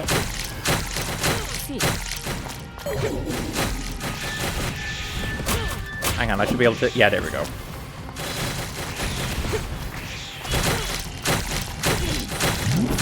Yeah, we're doing quite a bit of damage now, so that's good. Look, she's almost down already. That was so easy. This is on Masochist difficulty as well, isn't it? It's funny how easy it's become all of a sudden. I remember when this game started out, it was near impossible. And I think that was because There's a lot of mechanics that they hadn't introduced at that point. Not bad, I suppose. And now I just kind of blaze through this game. Plays me 100... Not 100. But yeah, actually 106 minutes later. Yeah, that is the stream. But yeah, Archipelago just seems really fun. You know, if they did... I couldn't resist when I saw that Aggie was doing SpongeBob Battle for Bikini Bottom. I was like, I kind of want to watch that stream, even if it isn't like the edited version. So that's what I'm watching now. And like, I think it'd be kind of rad to do Battle for Bikini Bottom. Of course, I'd have the rehydrated version. But still, I think it'd be a lot of fun. So I'd be up for that. If that ever became like got out of beta or alpha or whatever stage it is in for Archipelago. Okay, let's for the moment Let's go. keep looking for... Oh my god, I can't believe how unlucky I've been with my active abilities. I just looked at it there and I see that I have a 2 and a 1. I'm like, really? A 2 and a 1. Really? Oh, but these tornadoes are like disgustingly good. They might even be like overpowered. Because I do a lot of dodging, you see. And with the like the cooldown effect. Here we go, finally. Where it's reducing the amount of time that it takes for the dodge to charge back up. It means I can kind of spam it.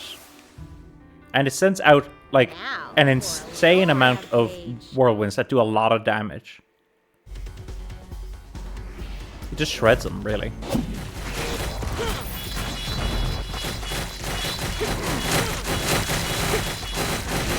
It's kind of neat.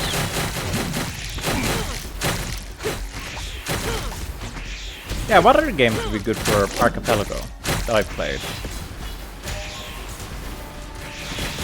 I don't know how good it would work, but I mean, I could imagine for like the structure and the randomization. Maybe something like Skyrim could also work. Now, I'm not... So I played Skyrim in the past. As a lot of other people have, actually. Pick your poison, fellas. It's not a brag, because, my god, everyone's played that game, haven't they? But, You're round, pal. Now for a little oh my god, why is there so much itchiness? I think it must be my mustache. I think there's like a hair that's poking up into my nose and just making everything kind of tickly. But with regards to Skyrim, like I've spent quite a while playing that game one time, and I actually got all of the achievements for Skyrim, which is quite impressive, I think. I mean, I'm sure it's not that difficult of a game to get an achievement in, but there's probably a lot of people out there who will go, oh my god, you got all of the achievements in Skyrim? Wow. You know, that kind of thing. I liked Skyrim overall, but there was, you know, like, the combat is still not brilliant in Skyrim. I do think it was a big improvement over, what's it called? Over Oblivion. Because Oblivion had really floaty combat. Skyrim has floaty combat too, but it felt more grounded. So at least that was something. It was an improvement combat-wise. So that could be fun for Archipelago. Again, I don't know... I'm trying to remember how, like, the main story of it works in terms of, like, what items you need and all that kind of stuff. But there's a lot of stuff that could work with that, I think. I think just structurally... Oh my god, got hit by that. Structurally, Skyrim would be well suited to, like, Archipelago. Dark Souls 2 would be good as well. Obviously, Dark Souls 2, a contentious entry in the Dark Souls franchise. But, you know, structurally it still works well for for Archipelago, particularly given the fact that at the beginning of the game, there's kind of... What am I... Is my ally, like, running into me? But, you know, due to the fact there's, like, a couple of different paths you can take at the beginning of the game. Am I... Yes, that's that gonna be done now, so that's good. Yeah, that could work very well. Like, could you imagine getting, like, early on in a Dark Souls 2 playthrough that, ring, the cat ring, I can't remember the specific name for it, but basically allowing you to, like, go down that big hole much earlier than you would typically be able to do. That'd be kind of fun. Or if you got that key right at the beginning, the one that lets you turn around that room so that you can actually, like, access the place earlier. That'd be kind of rad. I know, there's, again, a lot of potential. As I said, some games are more suited for it than others. Like, any game that's very linear, I think, is going to struggle. And when I say very linear, I do mean, like, very linear. Like, if a game's only a little bit linear, like, for instance, with SpongeBob. Let's take SpongeBob as an example. Like, you have, you know, a criteria you gotta get to. In terms of, like, you know, the number of golden spatulas you need in order to, like, make progression in the story. But you're given several worlds right off the bat. I suppose. And then as you progress, you can, as you progress, you can, like, get access to other worlds, and, you know, you don't have to do everything in the game, and you don't have to do it in a very specific manner. Now You have freedom in that perspective, from that perspective. So games like that work very well. Speaking of stuff like that, actually, like, literally, like, Spyro or Crash Bandicoot would also be awesome from that perspective. Oh my god, look at all the stuff that's going around.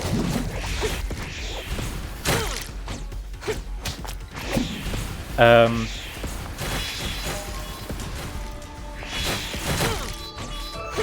we go, very nice. Not bad. Can are there any other organs? Don't think so. But, yeah, so, like, but then, like, I'm thinking of, like, for instance, you know, another game that I really like, but I don't know how well it would suit the Archipelago, is Final Fantasy X.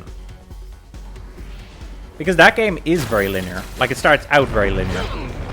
Later on, obviously, you get access to a few things that let you, like, go around and all that stuff. But for the most part, you're just going from point A to point B. So, unless you, like, structure it differently, I don't think it would work well as part of an archipelago.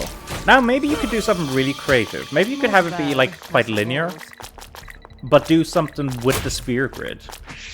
And make that, like, so, like, it's, like, randomized on the sphere grid. I think I finished off... Oh, no, I didn't. Okay, here we go. So now it's finished off that one. But yeah, maybe you could, like, structure it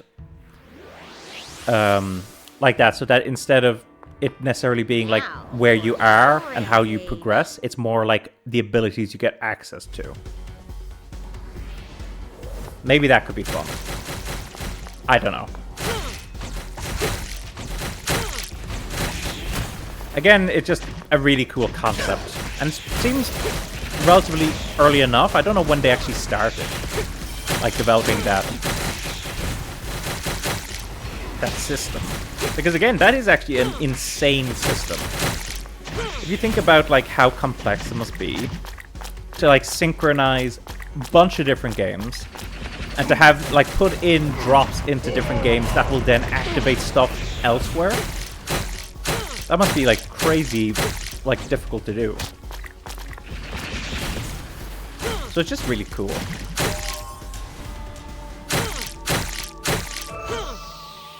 Not bad, I suppose. Now we've got Mouse Grinder done, so all we're looking for in terms of active abilities is the deadly rain.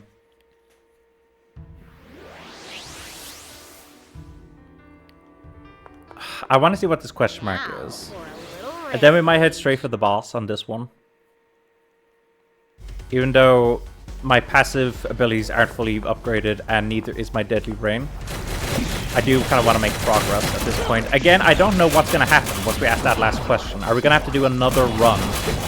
Or is it going to continue on from there?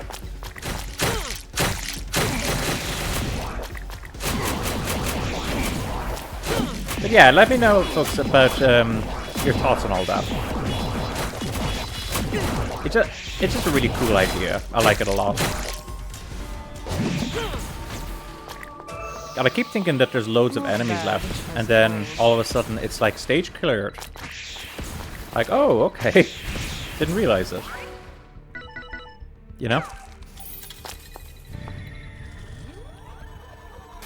But yeah, that's really, like, that's quite cool overall. Ah, okay. Let's just go and try to get the boss dealt with here. I don't think it'll be that difficult, given how much damage we seem to be capable of outputting now.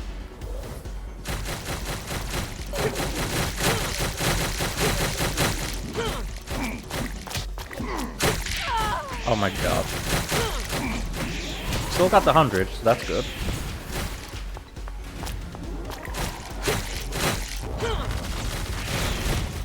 Oh, hello.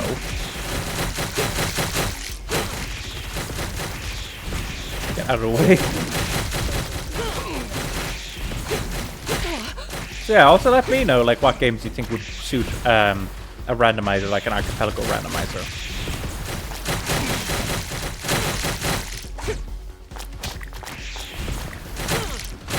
Because there's a lot of ones that I think would be good for it. And I just think it would be so cool to play. Now, there is the potential for frustration. I noticed that they were using a term. Not bad. I think they call it BKing. With BK standing for Burger King. And the reason they said that was apparently it's not a term they made themselves. It's something from the archipelago community. Where someone was stuck in one of the games, and they were basically waiting on someone else to like unlock something for them. So they went off to go get a Burger King. And when they got back, they were still stuck.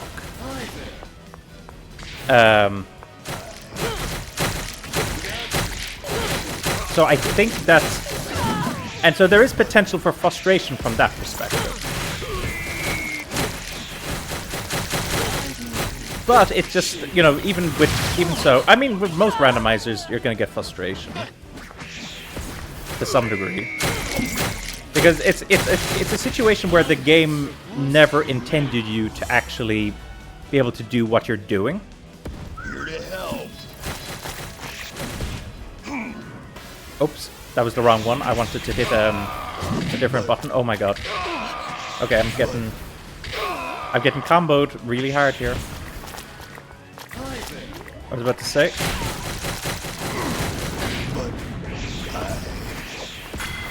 Here we go. You got it. Very nice, very nice. Oh god, I keep thinking I'm her. I want to get rid of this guy, because he's just going to be a problem.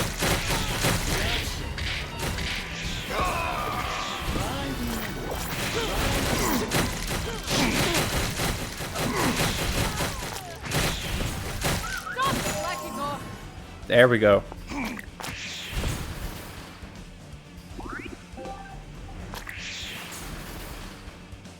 Skip the cutscene, because as usual it's going to be the same cutscene. Not bad, I suppose. Very, very nice. Okay, so now we're on to the last stretch. Or, well, I say that.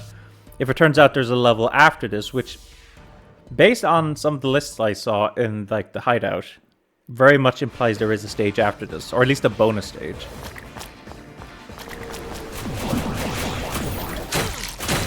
Then, then yeah. What else have I been doing? Writing as well a bit. You know, for UK Anime Network, that kind of stuff.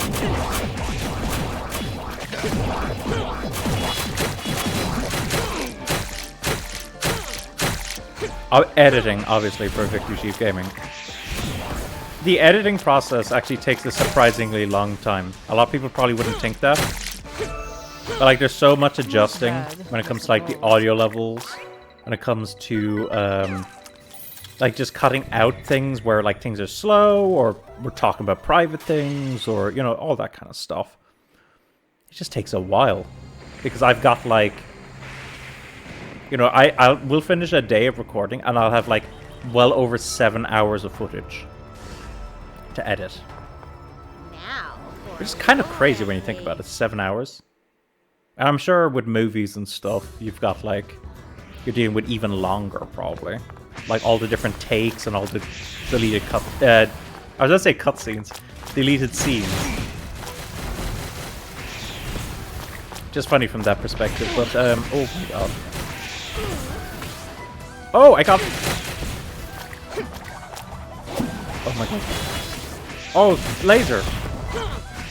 Oh my god, I'm so messy. Not gonna get to 100 for this guy. Yeah. Maybe for this one though.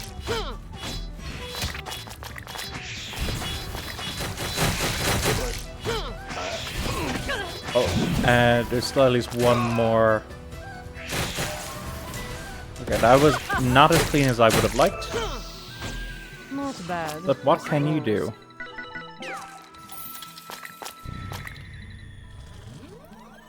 So, yeah, anyway, so that's some stuff that's just going on. let's go.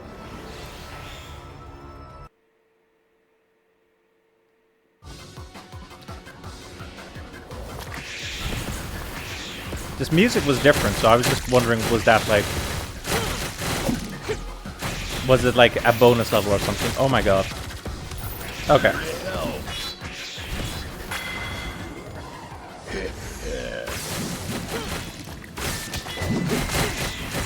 Oh my god. Okay, well, you know what?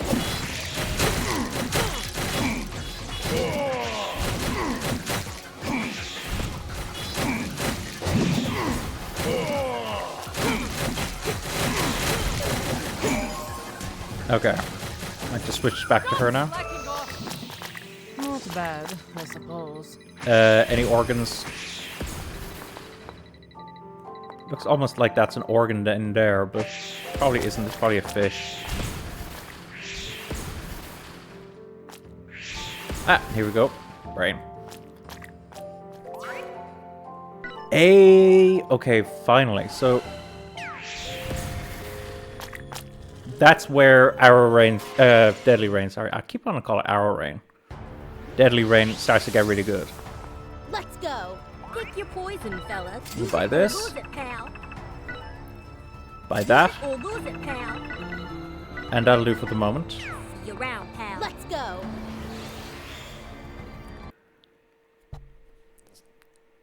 So yeah, randomizers are cool. Actually, kind of, in a way, I'm wondering when we're gonna see like more companies, like even indie developers, like embrace randomizers more. We kind of saw something like that with Bloodstained, didn't we? Because I'm pretty sure they made a randomizer mode in Bloodstained. But when I last heard about it, which admittedly was like about the time that it came out, that mode, they were talking about how it wasn't perfect. There were still ways to get like soft locked in it, which you will not want to. Not bad, I suppose. Like as I said, some games are just not suited for randomizers. Nice. So in those like. You shouldn't always develop your game with the intention that it can be played in a randomizer. Let's go. Because sometimes it's better just to, you know, just do what you want. As I said, there's some amazing games out there which I'm not actually sure if they suit a randomizer. Like, Final Fantasy X, I'm not sure how good of a randomizer would be. Like, for Archipelago, at least. Like, you can't really replace too many, like, key items there, or else you're gonna get lost. And there's a lot of, like, fantastic point-and-click adventure games. Like, I love the Eden and Harvey games, for instance. Oh my god, stop. Okay, we're swapping back to him. I love the Eden and Harvey games. Again, I don't know how suited they'd be for a randomizer, though.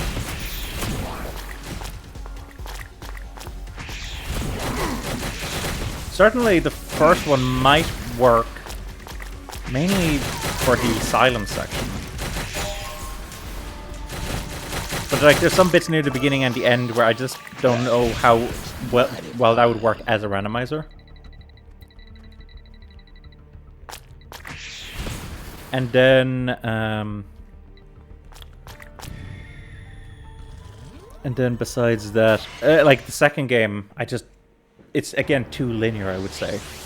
There's a little bit of openness to each kind of area, but the actual areas you go to are sequential. Now for a little rampage. So I don't think that would work quite well. But still, it'd be cool to see more games like embrace randomizers.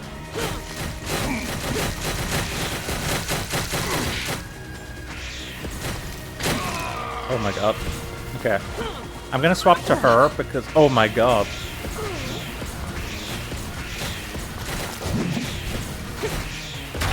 There's a lot going on here.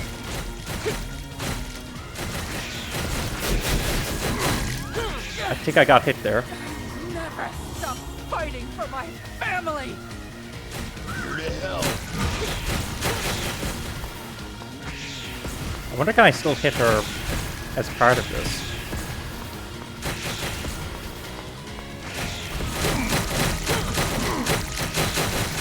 Look at how fast her health goes down when I do this. It's actually kind of crazy. Forbidden mice. I will obliterate your plans. No escape from McFly. Now, I wonder if I do that. Oh. Wait, did I... Why? Wait, what's going on? Slacking off. Here to help. I'm hitting B, and it's not working. Ah, that's really weird. I was thinking maybe you could, like, throw the shuriken all over the place. But we have the arrows anyway, so we can work with that.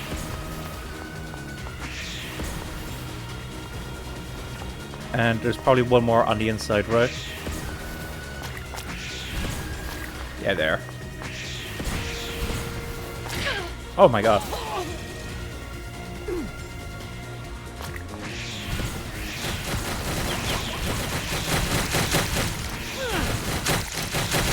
Like, look at that damage. No escape from McFly. It's so crazy. Okay, so there's one over there. We won't prioritize that yet, though.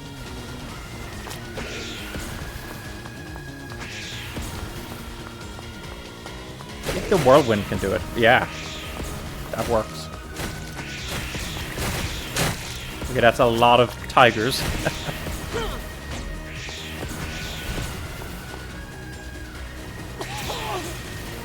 Okay, she's down. This is gonna get her. Like, those tornadoes are insane. Not bad, I suppose. Okay, last question being asked here. Mom, hurry up and come out, please. Alright, Hellhounders, time to crack the seal once and for all. Say hello to the motherfucker. Fellow comrades, perhaps I might be of assistance as well. Mad Faker, you actually have a plan? Some way to destroy a seal that the four of us can't even handle? What? Quite a turn of events for someone who has done little but stand and stare the entire time. Well, regarding that, as I trust wholeheartedly in your abilities, I simply thought the best way for me to help until now was to stay far out of your way. Cut the excuses. Doesn't matter what the deal is. It's always better to have another helping hand. If you want to help, then shut up and help already. This'll be a blast. Yes, of course. Right away, lickety-split. I was so happy that last week that someone actually noticed which character I was replicating for that voice. Mom? Patricia, I'm so sorry for all the pain and sorrow I've caused you. Now that I've remembered a lot, Mom, I understand how you feel even more. I'm not angry about anything. I just want to hug you again and go back to our world. Patricia, I feel the same way. If only I'd noticed you'd slipped into Micklin sooner. It's not your fault. After all, I was only 5 years old the last time we met, right? I don't even know why I've grown up so much.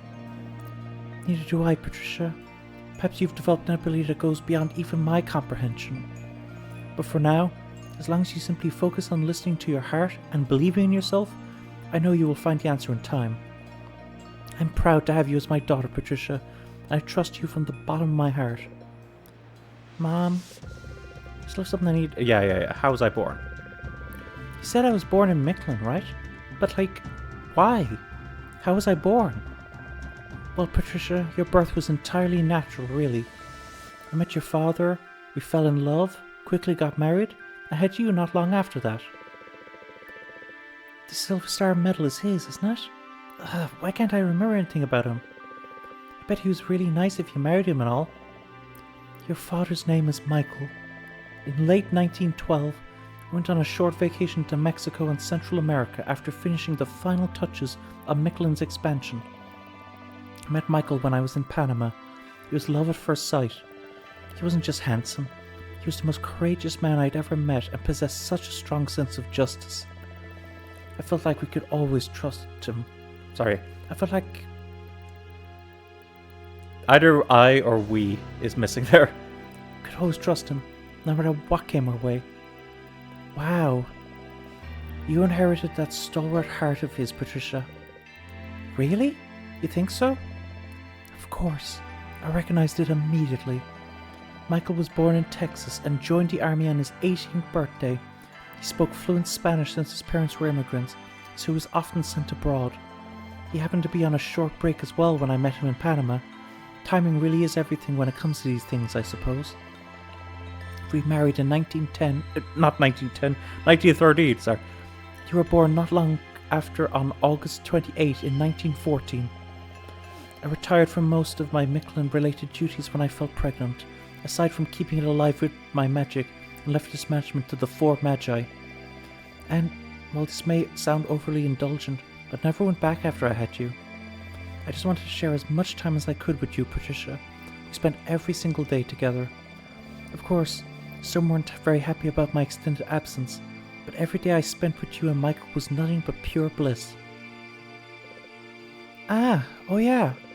One night, after dinner, you were arguing with someone on the phone, and then you started crying. I was scared, so I just stood there and watched, and then... Oh, Dad came and picked me up, went over together to give you a big hug. That's probably the night Chris called me. Oh, but then after that, when I was a little older, Dad went off to the war. When I said the war, are we talking about the First World War? And he never came back. That's not entirely accurate, Patricia. Your father found his path in life and did what he could do to dedicate himself to creating peace. He still lives on in us now, albeit in a different form. Oh yeah, it's because of Dad's Silver Star that you were able to recognize me, isn't it? That's right. Your father led us back together. We owe him a proper thank you. But I want to see him again. Me too. I want to talk to him. Hear his voice again. He made the best... I think that's tamales, right? And the three of us would eat together like the world around us didn't exist. I remember. I explained everything about the Micklin to him. Of course he supported me in every way he could. But Michael had no talent for magic, so he couldn't really keep up with the work of the Celestial Rainbow. In 1915, he assisted the army in hunting down officials who worked for an infamous terrorist named Pancho Villa. And then in 1917... Yeah, World War One. Here we go, World War One. And then in 1917, when America decided to enter the war, he immediately made preparations to leave. We fought about it, of course. I'd heard all about the atrocities of the war from Bridget, since she mostly operated on that side of the world. And more importantly, he had a family now. I cried and pleaded with him not to go, but you know what he said to me? Every soldier has a family. I love you and Patricia, but if I were to let my friends go while I escaped into your warmth, I would never be able to forgive myself. 1 year later, his silver star was sent to our house along with the rest of his possessions. In 1919, I was able to meet with a subordinate of Michael's who managed to survive the war and hear about what happened. His squad participated in the Second Battle of the Marne in July 1918. They fell prey to a German bombing. Actually, just before we go on with this, folks, I'm curious here. Because I know a few battles from World War One, but obviously World War Two is the one that I actually know more about. So I'm curious about the Battle of the Marne, like what exactly was happening there. I'm just going to quickly look it up. Let's see. Battle of the Marne. Yeah, so you have the first and second battles of the Marne. So let's go with the second one. So it was a victory from the Entente. The last major German offensive on the Western Front during World War One. The attack failed when there was a counterattack by the Entente. And in terms of casualties... Wow. That's quite a few casualties for what was essentially just a 4-day battle. Wait, 15, 16, 17, 18. My god, that's a lot of casualties. No wonder. Okay, just wanted to look that up. Of course, Michael never ran or hid. He fought with his friends to the end, protecting them. Oh, Dad, I wish he'd been a little more of a coward. I don't, Patricia. I'm sad, of course, but I'm also proud of him. Just like how I'm proud of you, the treasure he helped me create. You are the most important thing in the world to us. That's why we decided I would give birth to you in Micklin, to protect you.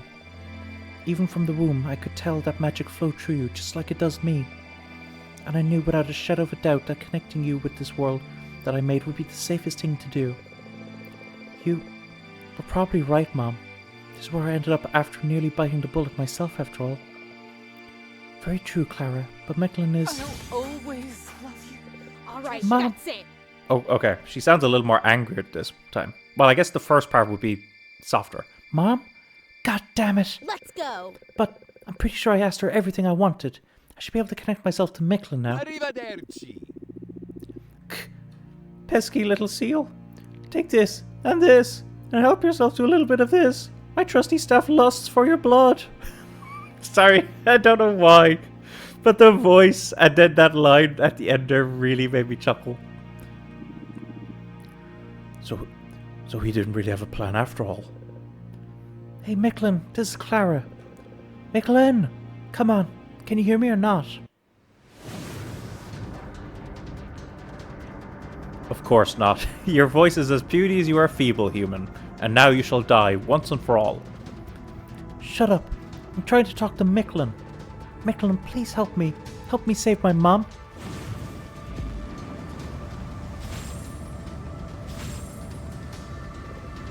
Wait, that's Ha. Oh, here we go. Look at that. Oh.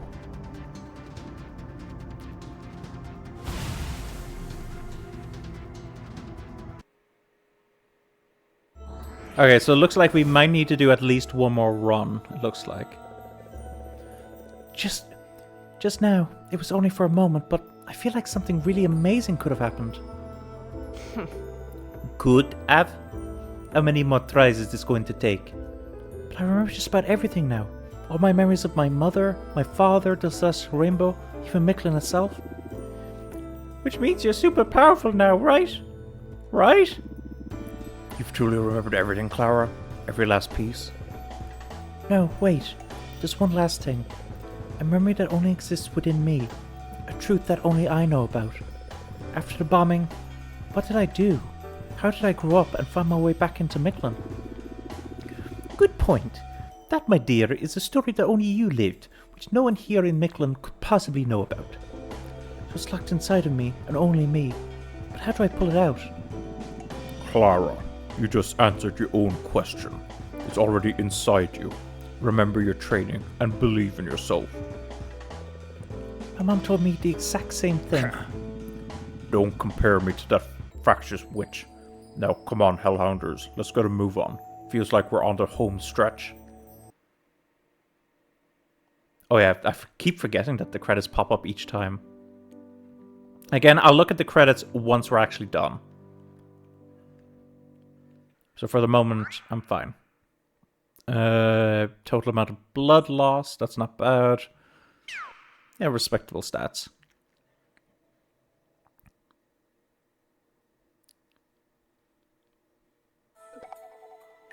Okay, first things first, let's save. Let's see, what should we do now? So, I guess, let's talk to this guy first. Welcome. Oh, we still can't get any of these.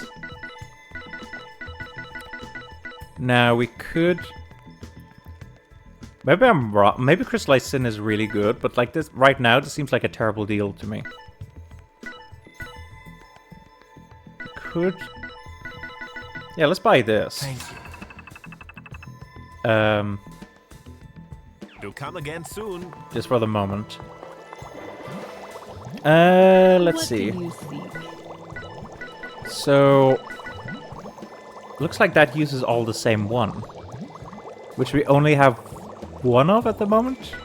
Same with this. So that could be awkward.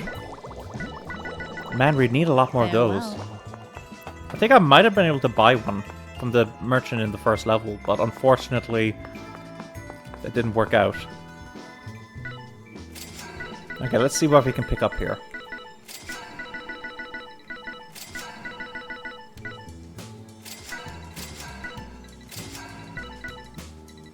Yeah, I was about to say, I was wondering if we get anything, like, big from these eventually.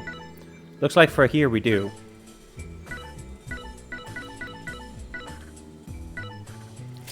We can get that, and... Okay. So we're making good progress on these, I think. There's still a lot of enemies to deal with here. But at least we're making some progress. Okay, let's see if I can do this and not mess up this time. Are you sure?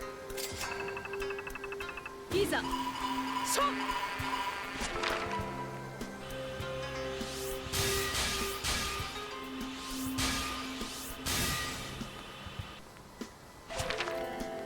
God, how do I unlock the last level?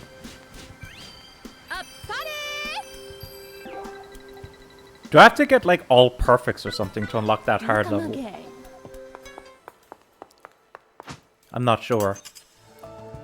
In terms of you, let's see. Are there anything that's, like, relatively cheap? Red is the one we have the most of.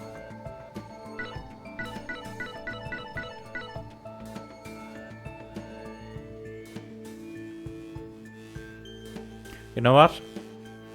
Sure. Because we needed some money at, you know, in that first level. So being able to get another source of money would actually be kind of helpful. Still can't do that. We can do this now. Raging Recovery grants you extended invincibility and HP restoration upon resurrection. Or resurrecting. Again, it's not one that I'd prioritize myself.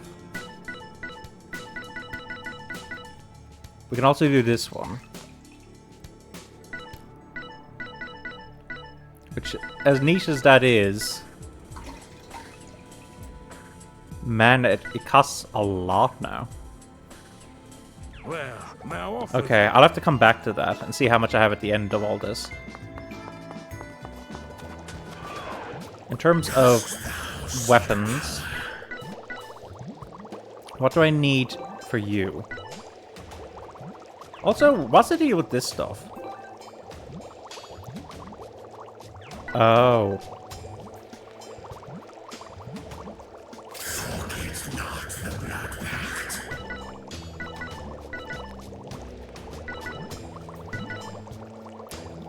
I wonder, is this better overall than this? Of course, the thing is, right now...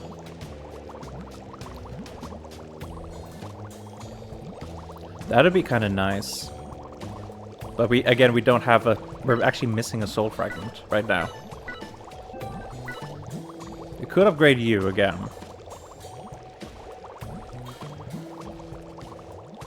That costs a green, which we only have one green. Okay. Thank you. Well, Anything that's cheap like this, I'm just gonna pick wonderful up at this selection. point. Yes. Wonderful selection. Yes. Wonderful selection. Yeah. Wonderful selection. Wonderful Because we have a lot of yes. those right Wonderful now. Selection. Yes. Wonderful selection. Yes. Yeah, so, okay, that was decent progress there. In terms of acquiring stuff. Stats-wise... What do you seek? Let me see, so that's 510 more HP, which isn't bad. Dodge count isn't too important right now. More defense would be nice, but again, it's not essential. I think we spend it on extra HP, So that's what you want? and then we can use a heart for more. So that's what you want? That's pretty good. Now we could spend a green, but we only have one green. Like, if I was going to spend it, I'd probably spend it on upgrading his attack.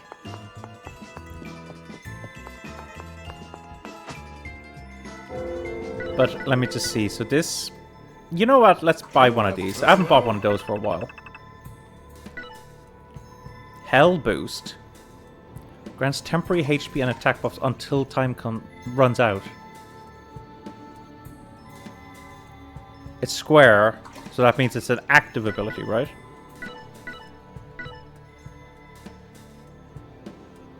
Okay, that's also would be nice. Man, we need a lot of resources still.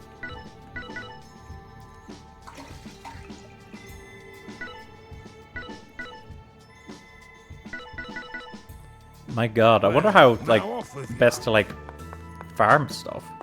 I mean, clearly this guy is important. Welcome. Because you see, he sells this stuff.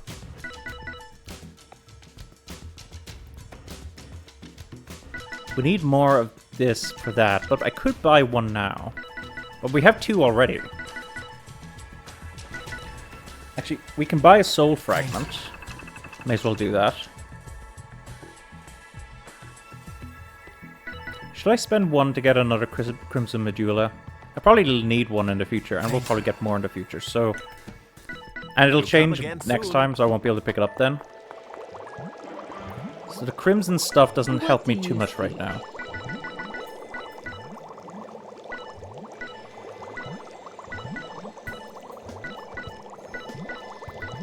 Yeah. Farewell. What were we doing with the weapons again? I've actually forgotten. The requirements, yeah, we can't do that. We also need 2 greens to enhance this one. I'm just curious, is Sweet Children better than Vellum? We could make this one as well. But considering we only have... We have 2 of those.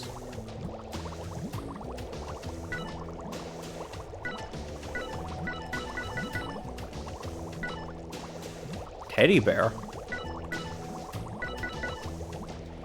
Yeah, this is something that's worth kind of looking at some point. The fact that there's multiple weapons. I hadn't even thought about these multiple weapons down here.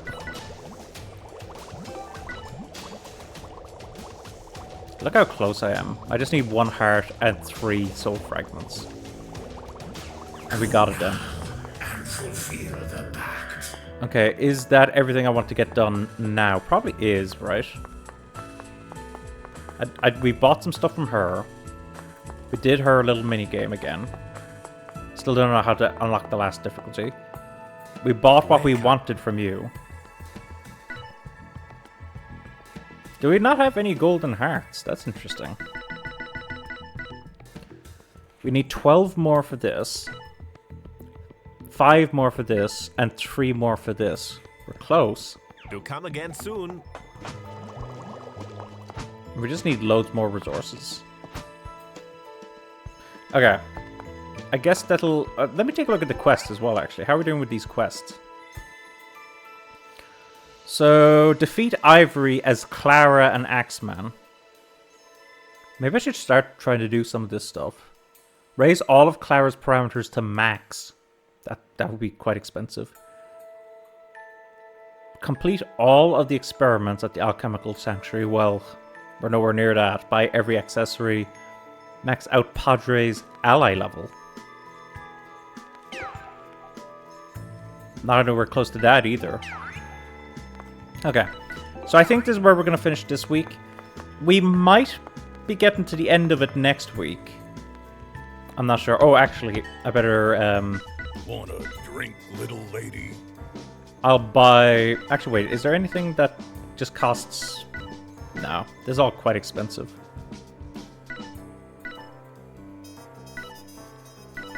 I see. So... Yeah, the extra dodge is huge at the moment. It's oddly enough becoming a super powerful offensive weapon because of all of the hurricanes and stuff. And one more time. Okay. Let's head back to the title screen. And there we go. So let's see next week if we manage to complete Pennyblood Hellbound. We made good progress this week. We've asked all the questions now. We've picked up a few resources. I remembered, oh my god, you can make other weapons. Which probably should have looked at that earlier on just to see which ones were... Like, I presume the other weapons are better, right? It's either that or they serve a similar... but different function. Like, maybe some of them do less damage but are much quicker, or maybe you have some that are, like, very slow but do a lot of damage. Maybe there's some that do big sweeping attacks and some that do, like, very long, like, pointed attacks. Maybe, I'm not sure. But that's something that we can take a look at some other time. Anyway, hopefully you folks have enjoyed watching me play through Pennyblood Hellbound. Of course, if you want to check out this VOD or any other VOD in the future that I do, go ahead and check out Immortallium Gaming. Immortallium Gaming is a YouTube channel where all of my VODs go to. So if you want to check out any of that content, any of the previous streams I've done, go ahead, check that out. Also, I mentioned a couple of times during the stream, go ahead and check out Victory Achieved Gaming. Victory Achieved Gaming is a YouTube channel that I run in which I help a friend play through some pretty challenging games. Currently, we're doing Dark Souls Remastered and Poo Poo Tetris, so definitely go check those out. New episodes of Poo Poo Tetris go up on Tuesdays, and new episodes of Dark Souls goes up on Fridays. Also, go ahead and check out UK Anime Network. UK Anime Network is a website that covers a wide variety of Japanese media. We're talking anime, manga, video games, toys, live action films, etc., etc. And the content I'm covering on there right now is quite interesting, so do go and check that out. Anyway, with that all being said and done, this is Owen, also known as Immortallium, and I'll talk to you guys next time. So until then, have a good one.